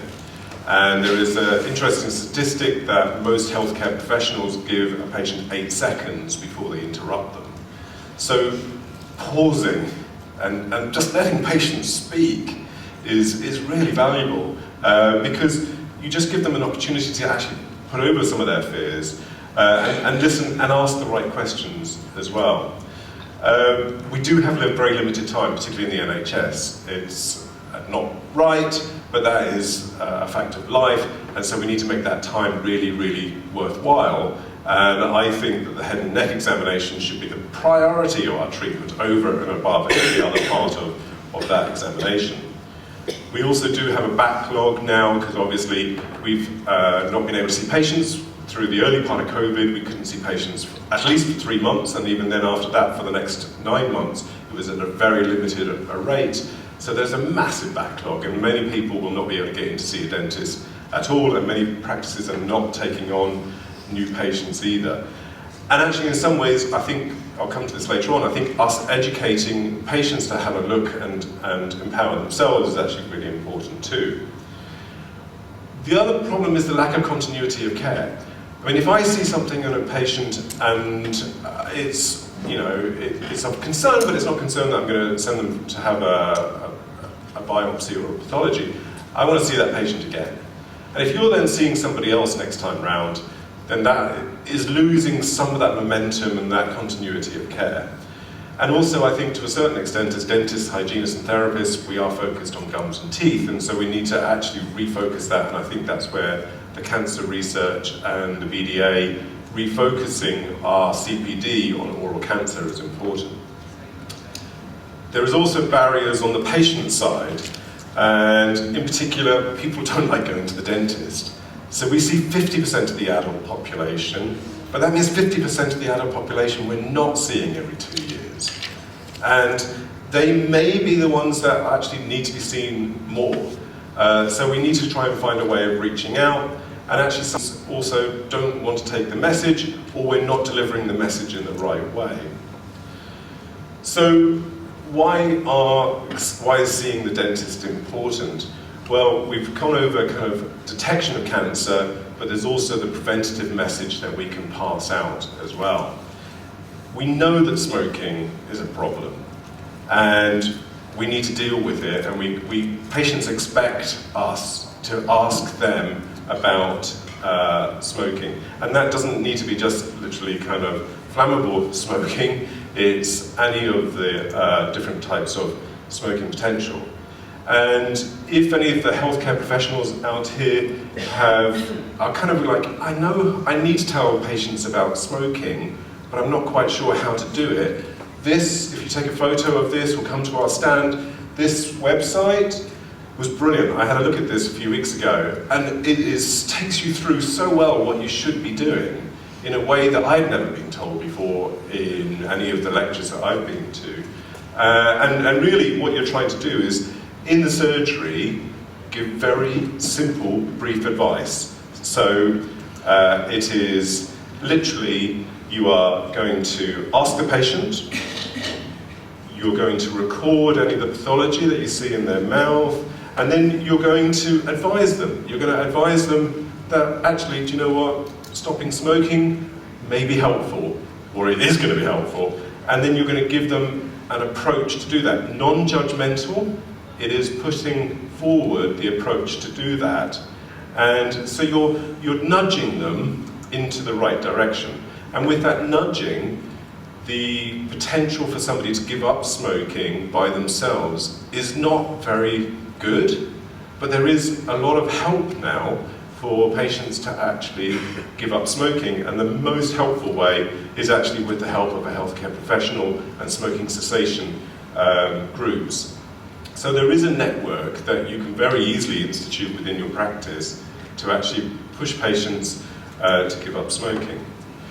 We also know that obviously alcohol is a problem as well, and if you combine smoking and alcohol, you've got a far greater rate or risk of having head and neck cancer.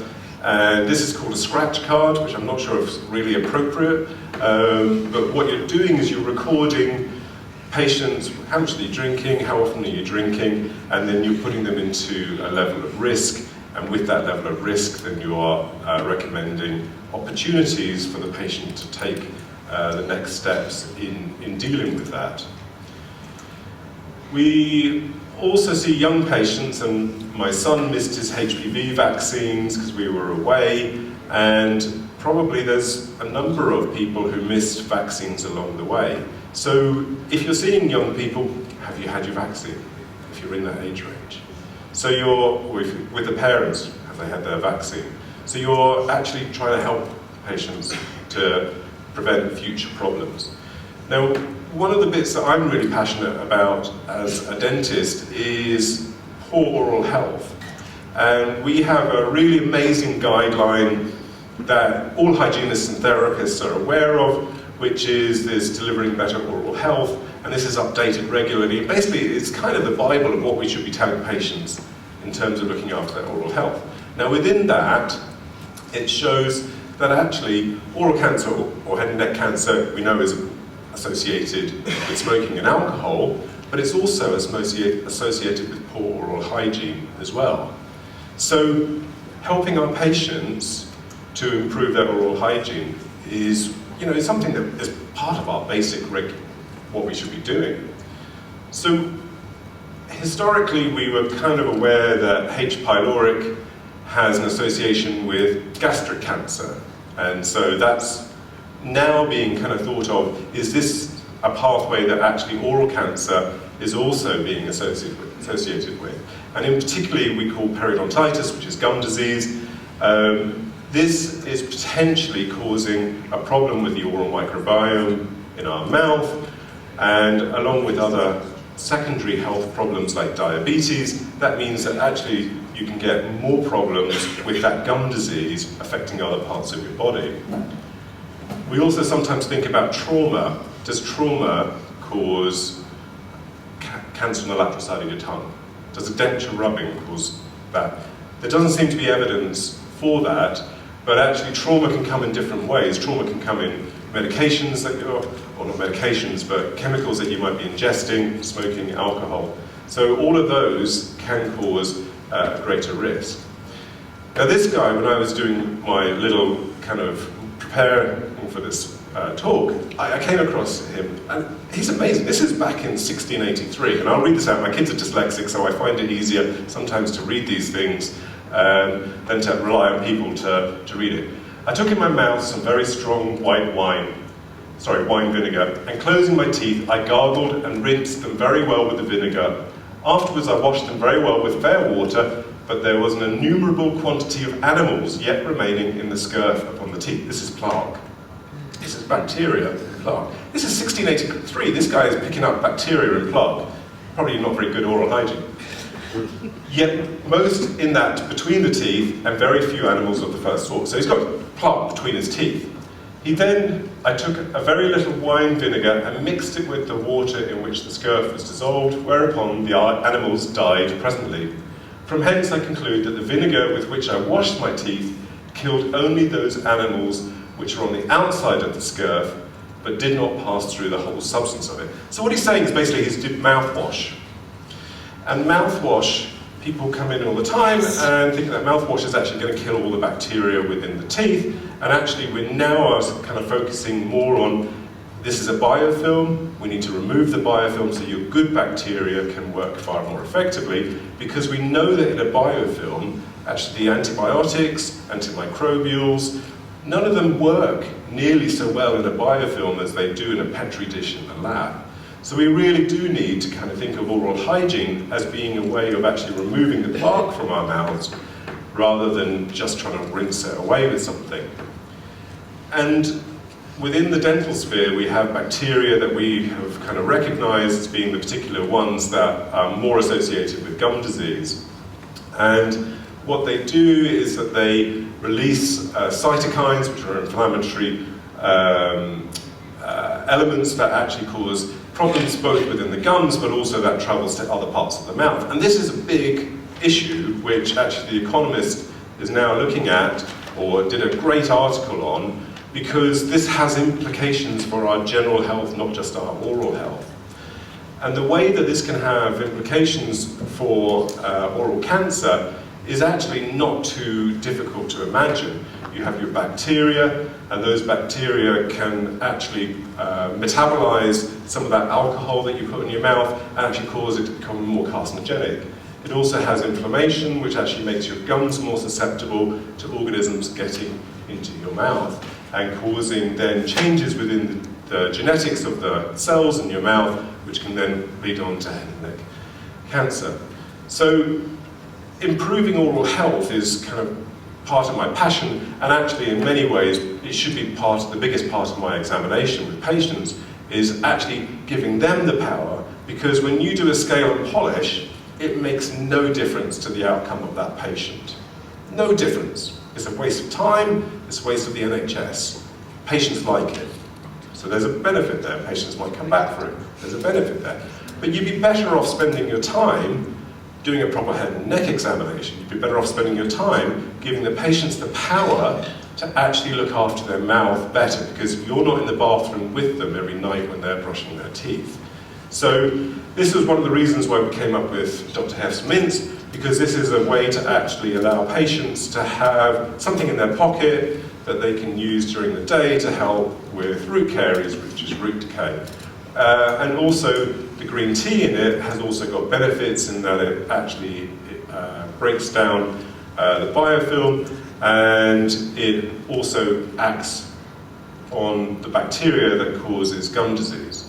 So there is a number of benefits to it, but this has got to be thought of as part of the oral hygiene procedures. Toothbrushing and cleaning between your teeth is the key to good oral hygiene. And if you come onto our stand, we can talk to you a little bit more about that, but that's only part of it. So my takeaway messages are, if you see somebody with a problem, then you need to act on it. You need to do an examination, and then you need to send them off for a referral.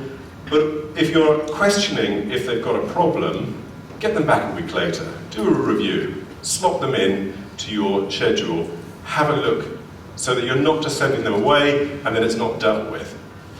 And then I also think that we need to be supporting our patients more away from the surgery. So a lot of patients couldn't get in during COVID, so can we send out through our database newsletters that say, look inside your mouth. If you see an ulcer, kind of contact us. If you see a red area, contact us. If you've got a sore spot, if you've got hoarseness, if you've got earache, you know, deal with it. So we need to communicate with our patients. We've got a massive database of patients on our system who actually you are allowed to contact them without an issue of GDPR if you are offering them advice. So I think use it.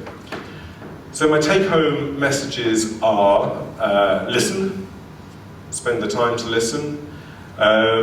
We need to look at particularly the high-risk candidates and, you know, give them that extra kind of concentration. Take the time to educate and maybe give up something else in your procedure that isn't nearly as important. I think using the right tools, my headlights are invaluable, my loops are invaluable. I can't see somebody's mouth if I haven't got my loops on my head. It's just a distance away. I delve around with my finger to feel anything that's kind of doesn't feel normal, feel both sides of the mouth to check for symmetry. And also I think it's really good to come along to these kind of conferences because otherwise you don't hear people who have been through it, and actually that's a bigger impact on me than anything else in my career. So thank you very much for listening to me. Obviously we've got questions later on, so I will sit down, and I didn't get a panther coming through the door either.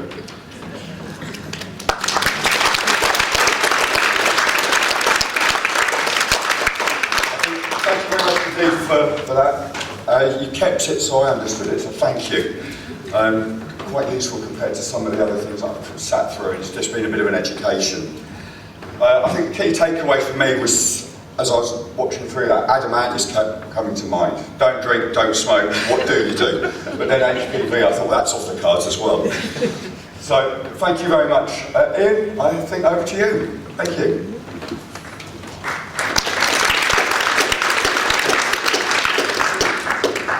Well, thanks for having me. So my name is Ian Nixon, I'm an ENT surgeon in Edinburgh, and I'm going to talk about liquid biopsy in head and neck cancer. And the title of the section is on early diagnosis, but this is going to focus more on early diagnosis of relapse.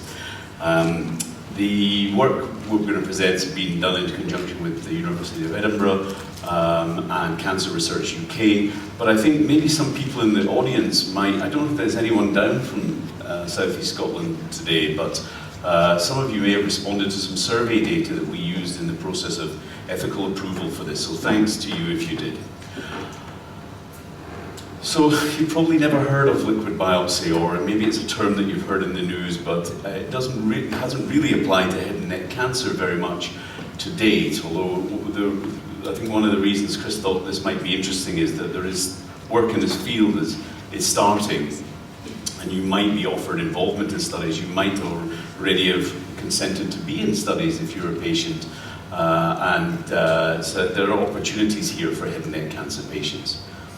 But the term liquid biopsy can mean a number of things. Clearly a liquid is some kind of liquid from the body, and I'm going to talk about blood, although saliva can be used. There's lots of different liquids.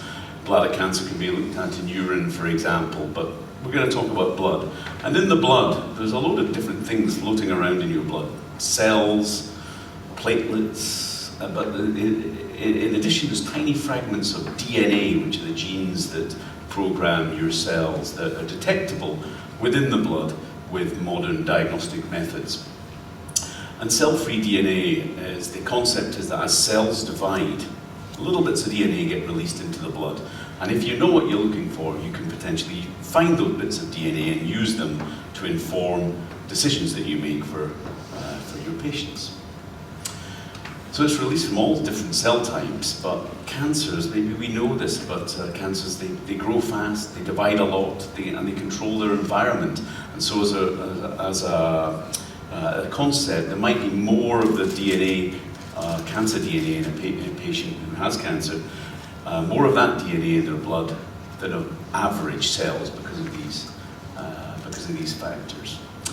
So it's been used for a number of different things in different disease groups. It has been used for early cancer detection in healthy people, and there's growing body of evidence that can be effective. It's been used and is used for treatment selection in some defined cancers, lung cancer particularly. And there's some interest in looking to say, could you use this technique to look for residual disease after treatment? Could you predict the outcome of the treatment that a patient's had? And could you use it to try and detect whether cancer comes back after treatment and detect that at an earlier stage? And I want to look at some of those specifically. And it's been used in all sorts of different cancers. It doesn't particularly matter, but head and neck cancer is one of those. And as you might expect, if you can detect the fact that there's DNA from a cancer before treatment, and then you retest afterwards and the DNA has gone away, patients tend to do better, and these are what they call survival plots. But it stands to reason that if you can still detect the DNA after treatment, that patient is at higher risk. And it's been shown in a number of different disease models now, breast, pancreatic and colon cancer, as well as lymphoma and lung indeed, that this has some role in disease monitoring. Now, the detail of the slide again doesn't matter, but one of the things we were unsure about when we started our work in Edinburgh was whether patients would accept it. I've now consented about 222, something like that, patients. Not a single person has refused consent to be involved in this study. 2 people, or 1%, have dropped out because they got a bit fed up of needles after treatment, I have to say. But these are responses that some of you in the room probably provided to the questions we asked about, were you interested in liquid biopsy? Were you interested in before treatment, after treatment, during surveillance? And were you interested particularly, and this is something that we'll end on, given that there is uncertainty as to its value, and there was a strong interest, 90+% of people who responded to our survey of 150 patients, or 150 patients and carers actually, were interested in the subject. And we've been recruiting feverishly over the last 3 years or so, and we've just got just over 200 people in this study to date. So there's a bit of science, and I don't want to really linger on it too much, but this was one of the first reports that we generated from the data we had, the first 100 patients or so. And we wanted to say, well, could we actually make a diagnosis of head and neck cancer with a blood test? Because most of you who've been treated will have had a biopsy, and it means taking a piece of you, taking a piece of your tonsil or your vocal cords, as we heard earlier, or perhaps a gland in the neck. But this is a lot less invasive technique. But the whole thing was not going to be worthwhile doing if we couldn't detect cancer. And this is a kind of terrible map, what they call a heat map, where all our patients on the top were red. They went red if they had a positive test, and the blue and green ones are the standard of care test. And comparing the two, we were able to show that 90 to 93% of the tests correlated. And nothing's perfect, so that was a pretty good starting point.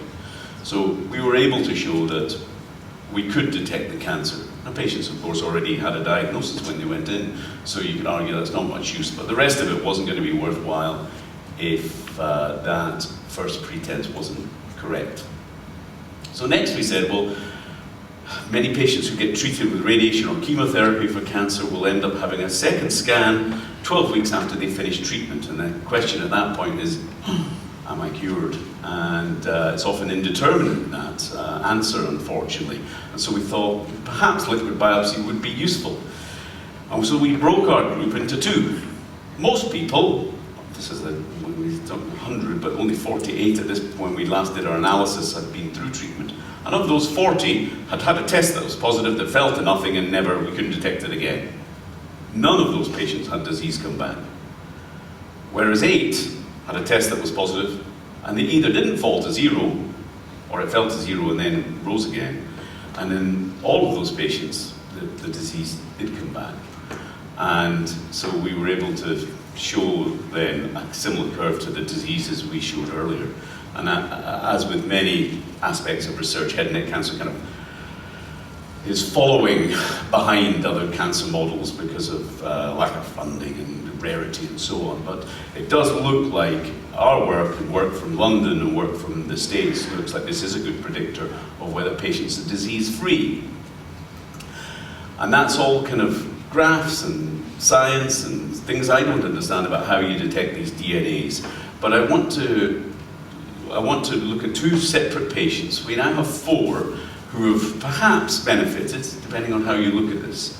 And so each patient gets a graph like that because their numbers go up or down, or they fall to 0 or whatever. And most patients fall to 0. And we have loads and loads of these graphs. But I want to look first at patient 11 in the top left. So we can see his graph falls to 0 after treatment, but then rises. But if we look at this guy, he's a young man, and he was treated for a cancer of his tonsil, and we were looking at HPV-related cancers here, and this is a fairly typical pre-treatment PET scan with a hot spot in a tonsil and a hot spot in a lymph gland. And so he had treatment was, he had a combination of chemotherapy and radiation, and had a great response, and we were very happy with his scan. What we call a complete response based on his imaging. So that's great, and he went into follow-up. And he'd given us a sample before treatment, and every time he came, he gave us another sample, and it was analysed real time. He was completely asymptomatic, that was doing fine. Poor man's wife was treated for breast cancer in the middle of all of this. But 2 years after he finished treatment, he had started to develop some rising titers. And so his blood test had become positive, having been negative. And so there was a question about whether we tell him, well, we obviously did tell him, and whether he wants to action that. He was keen for a scan. And when we scanned him, we found a hot spot had developed in his chest, and this is in the lung.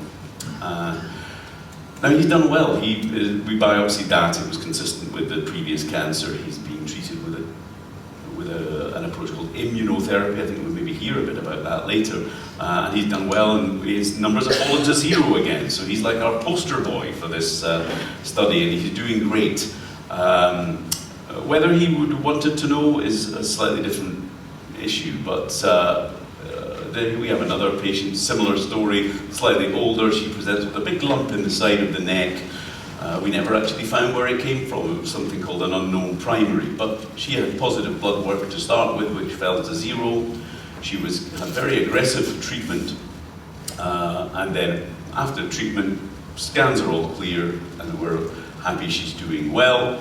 So she ended up, she had PET scans and so on. But we were happy with the uptake, so we considered that a negative scan, and she entered follow-up. And during follow-up, this is her lung scan. I wouldn't expect you to recognize if that's normal or not, but that's a normal lung scan. And she was doing very well, no symptoms at all, and every time she came again, she was giving us a blood sample. And again, she went from being undetectable to detectable, and her CT scan changed, her chest CT, to showing great big lumps in the lung again. Now, interestingly, again, no symptoms from this, and she was picked up into what we are calling the pre-symptomatic phase, and she's again on treatment and doing well, not as well as the last guy. So, I've talked so far about viral-related head and neck cancer. Although that's on the rise, not everyone gets viral-related head and neck cancer. But in that, in HPV-related disease, I think we can detect the DNA in the blood at the time of diagnosis. We also, I think we've shown that this does have an association with outcomes. Not just us, as I say, other groups in the country and in the world have shown that, and that we may actually be able to detect disease before a patient develops symptoms, and maybe there's benefit in that. And certainly the feeling of the surveyed patients that we contacted, and every patient that I've ever spoken to about this feels that they would want to know if they were in that situation. They wouldn't want that information kept from them, but they would want to know as soon as there was a change in their disease state. But many people who present with head and neck cancer is smoking related and HPV negative. That's a much more complicated field because HPV is a great target to test for, it's cheap and easy. Whereas if there's no viral marker, it's much more expensive and complex. So about 20% of our patients are HPV negative, and our work on that field is just beginning. So I think when we started this, and when I spoke, in Edinburgh, I was in Edinburgh, but it was a virtual meeting in Edinburgh, we spoke about the start we made on this to the conference, and we wanted to know, does it work? And I think it does work. I think the current status is that it does work. I'm not sure if it's worth it. I've recruited 200 people and maybe four or five we have changed their management. So it's a relatively expensive thing, and I'm hoping over the next few years we'll determine is it worth it and which groups benefit the most. There's some uncertainty because, as I pointed out, that we detected a few patients who basically probably have incurable disease. We might be able to improve their length of life, we might be able to improve their quality of life, but it's probably going to take a clinical trial to show whether that's actually true or not. Because if you can get earlier treatments, I think everyone accepts that early detection of cancer is beneficial. And perhaps that's true in the recurrence setting, but I don't think that's certain. So hopefully, as I say, every patient I've spoken to thinks there's potential value in early understanding of what might be a term, even if it is a terminal outcome, as well as, of course, all the patients who remain negative and get the support from having negative serial follow-up tests. So that's our work on liquid biopsy, and I look forward to some questions.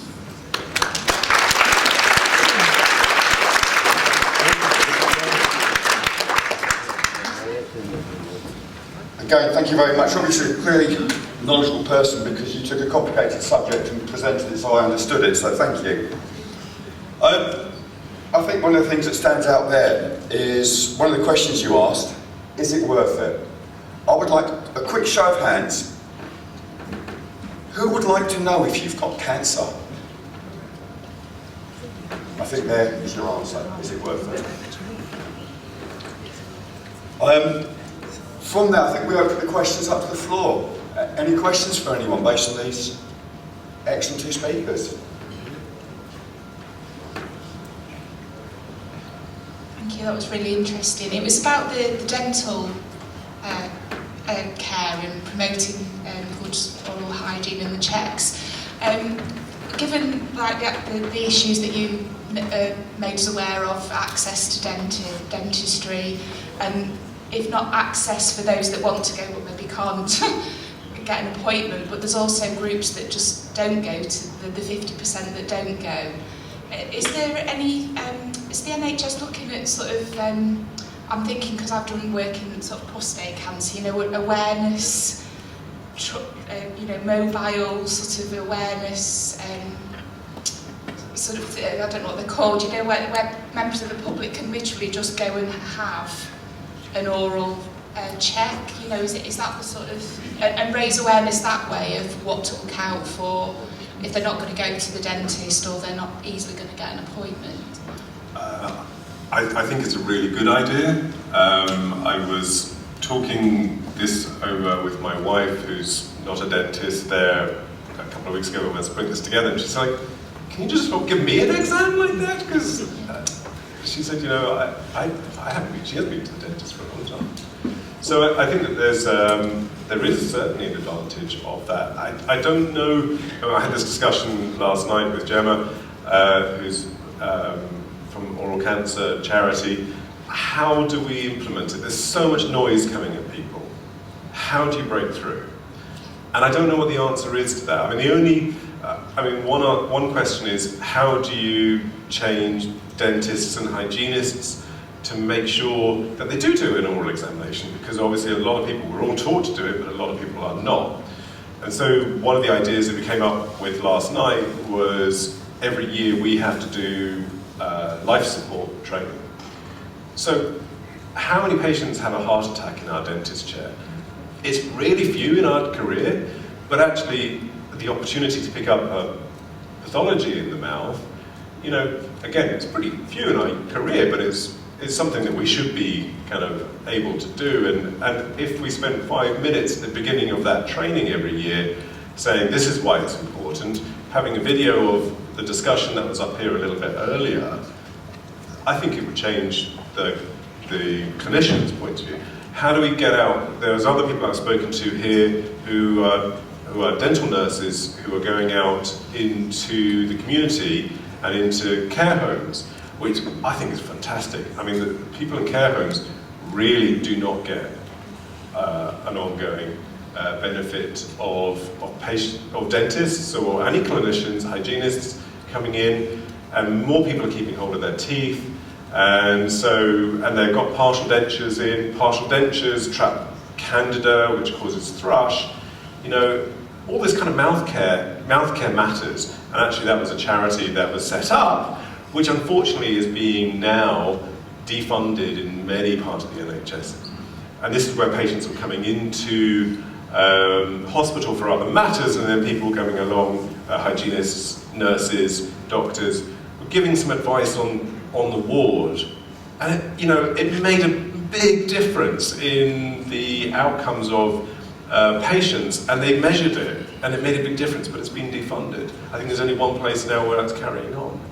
So, seems a real shame, that, doesn't it? You know, like when you look at the, every contact counts, and conversations that were meant to initiate any health professional around smoking, the sort of every mouth matters. Yeah, Would exactly. think that could be part of that. Yeah, I think that there's a big opportunity. I think Phil, could you put the mic there because we can't hear? Oh, sorry. I think there's an opportunity going into schools as well. If we can get kids going home to parents, that's a potential as well. You know, all kids lose their teeth, and so there's that critical time when they're at school and there's like, I've got a wobbly tooth, and I think then the kid going home and saying to your parent, I think that's got benefit as well. So I think there's opportunities, but unfortunately I don't know what the answer is. But it's a good question. It does sound, picking up on that, as though we've got an experienced body of people, the dentists, the support network, the oral hygienists. To provide a service, we have people that need this service, but we're missing the bridge between the two. I think the best way to make that happen is speak to your MP. Let's put pressure on these guys, we're paying them. So we have a question at the back of the room for Ian. So.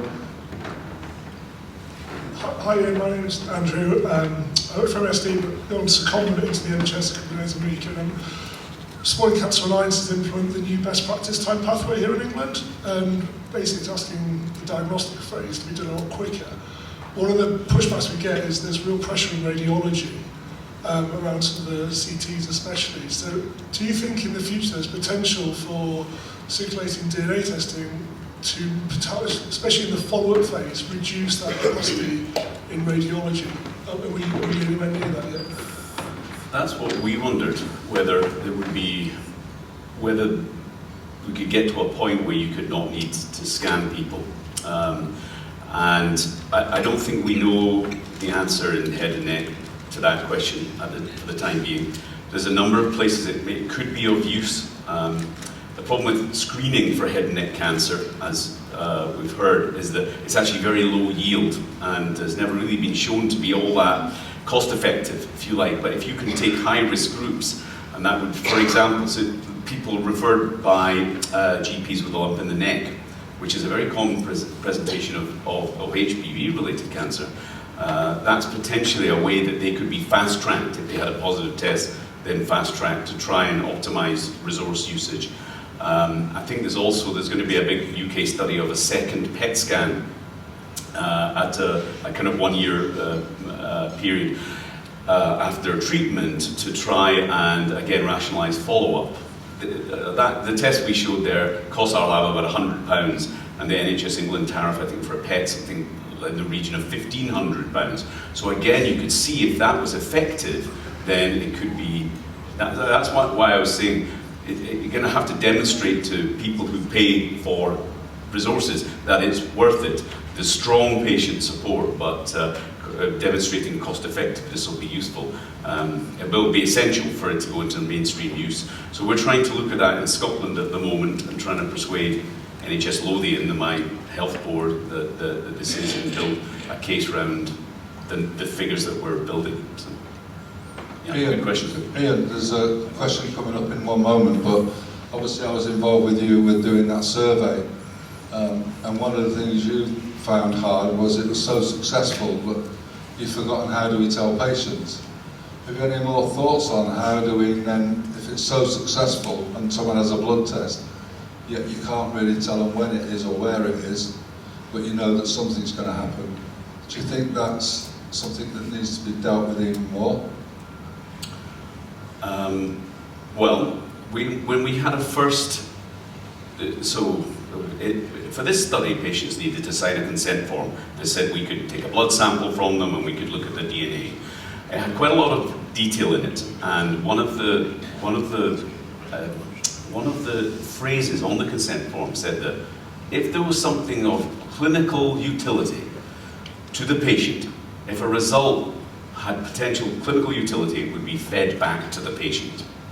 So when I first went back to the MDT and said, oh my God, guys, we had our first positive here, some of the team felt, we don't know if there's clinical utility in this and we don't know whether we should share it with the patient, because we're very worried that it might be a false positive, that the test has gone positive, and there are people walking around who don't have cancer who have HPV in their blood.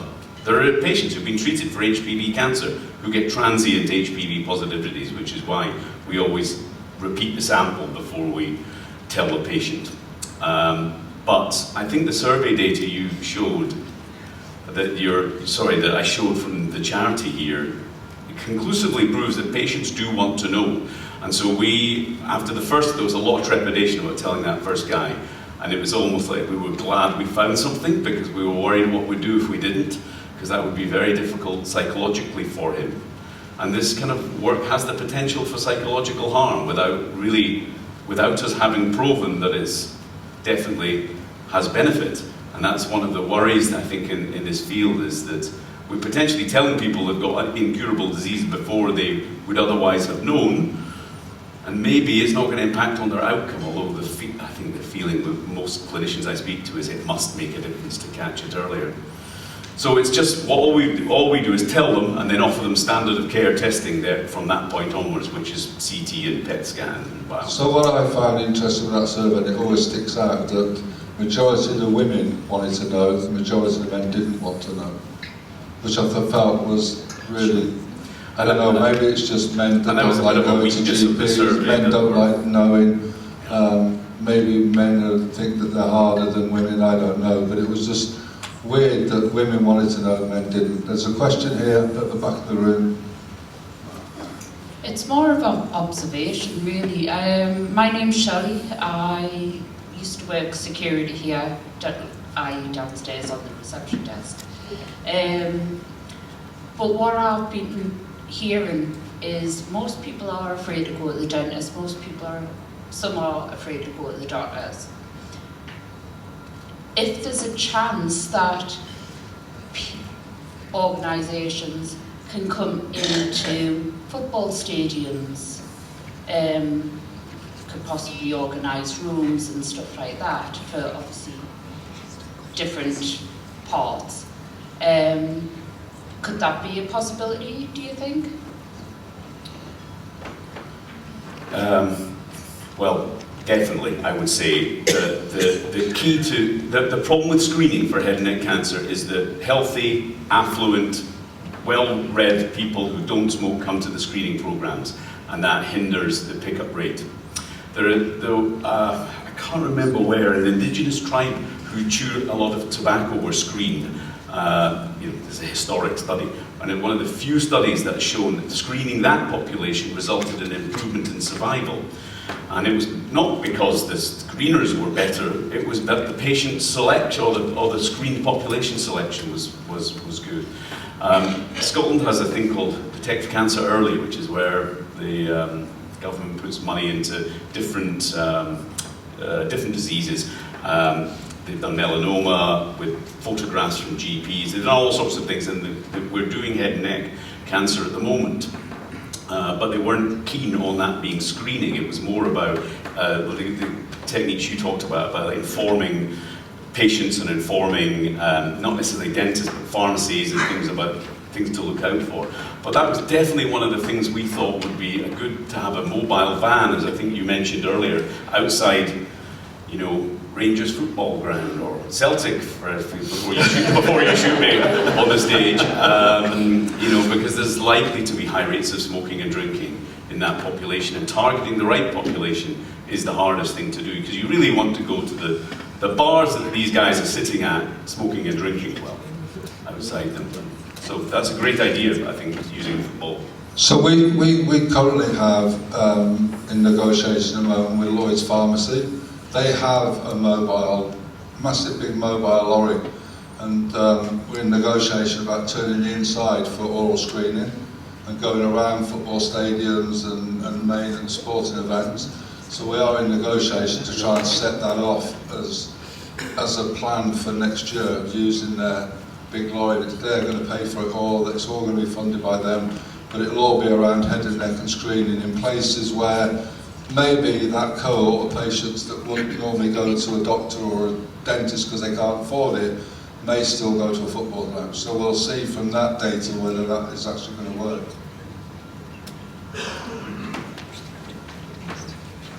Fantastic, thank you. Any more questions? Sorry, yeah.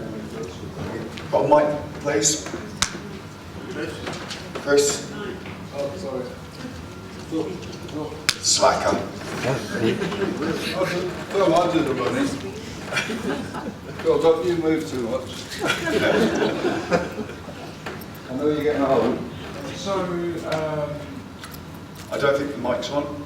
Yeah. Mic on? No. No, is it turned up? Turn it on. Half a job. Give it one job. So yesterday we heard about omics and advanced therapies. Today we're hearing about liquid biopsies, particularly with recurrent disease. What happens when we combine them together? Are we treating people with recurrent disease before we can barely see tumours on a scan? I'll go back. Am I on? I'm on. Yeah, well, that's been done now in some lung cancers. I think they use a liquid biopsy to identify genetic targets for treatments. We're nowhere near that at head and neck, but that's the hope. At the moment, if someone does recur, if they have a positive liquid biopsy in Edinburgh, we always then go on to confirm that with an actual biopsy, because we're talking about small numbers of patients that we've done. But some disease process have got to the point where not only do they use that as the diagnostic biopsy, but they also use it for treatment selection. So yeah, I think that's the direction of travel, and that's the kind of personalised medicines to pick the right drug for the right disease, rather than having an approach where one drug fits everyone and some people will have the right disease. But being able, particularly with difficult to access areas in the lung, and the mouth is relatively easy to access, and that was one of the biopsies. That's one of the benefits we thought of liquid biopsies, is that it would prevent people in the future, hopefully, needing invasive things in the lung or liver, for example. That's excellent. It's actually time for lunch, so thank you all very much for your time. And first of all, thank you both very much for it.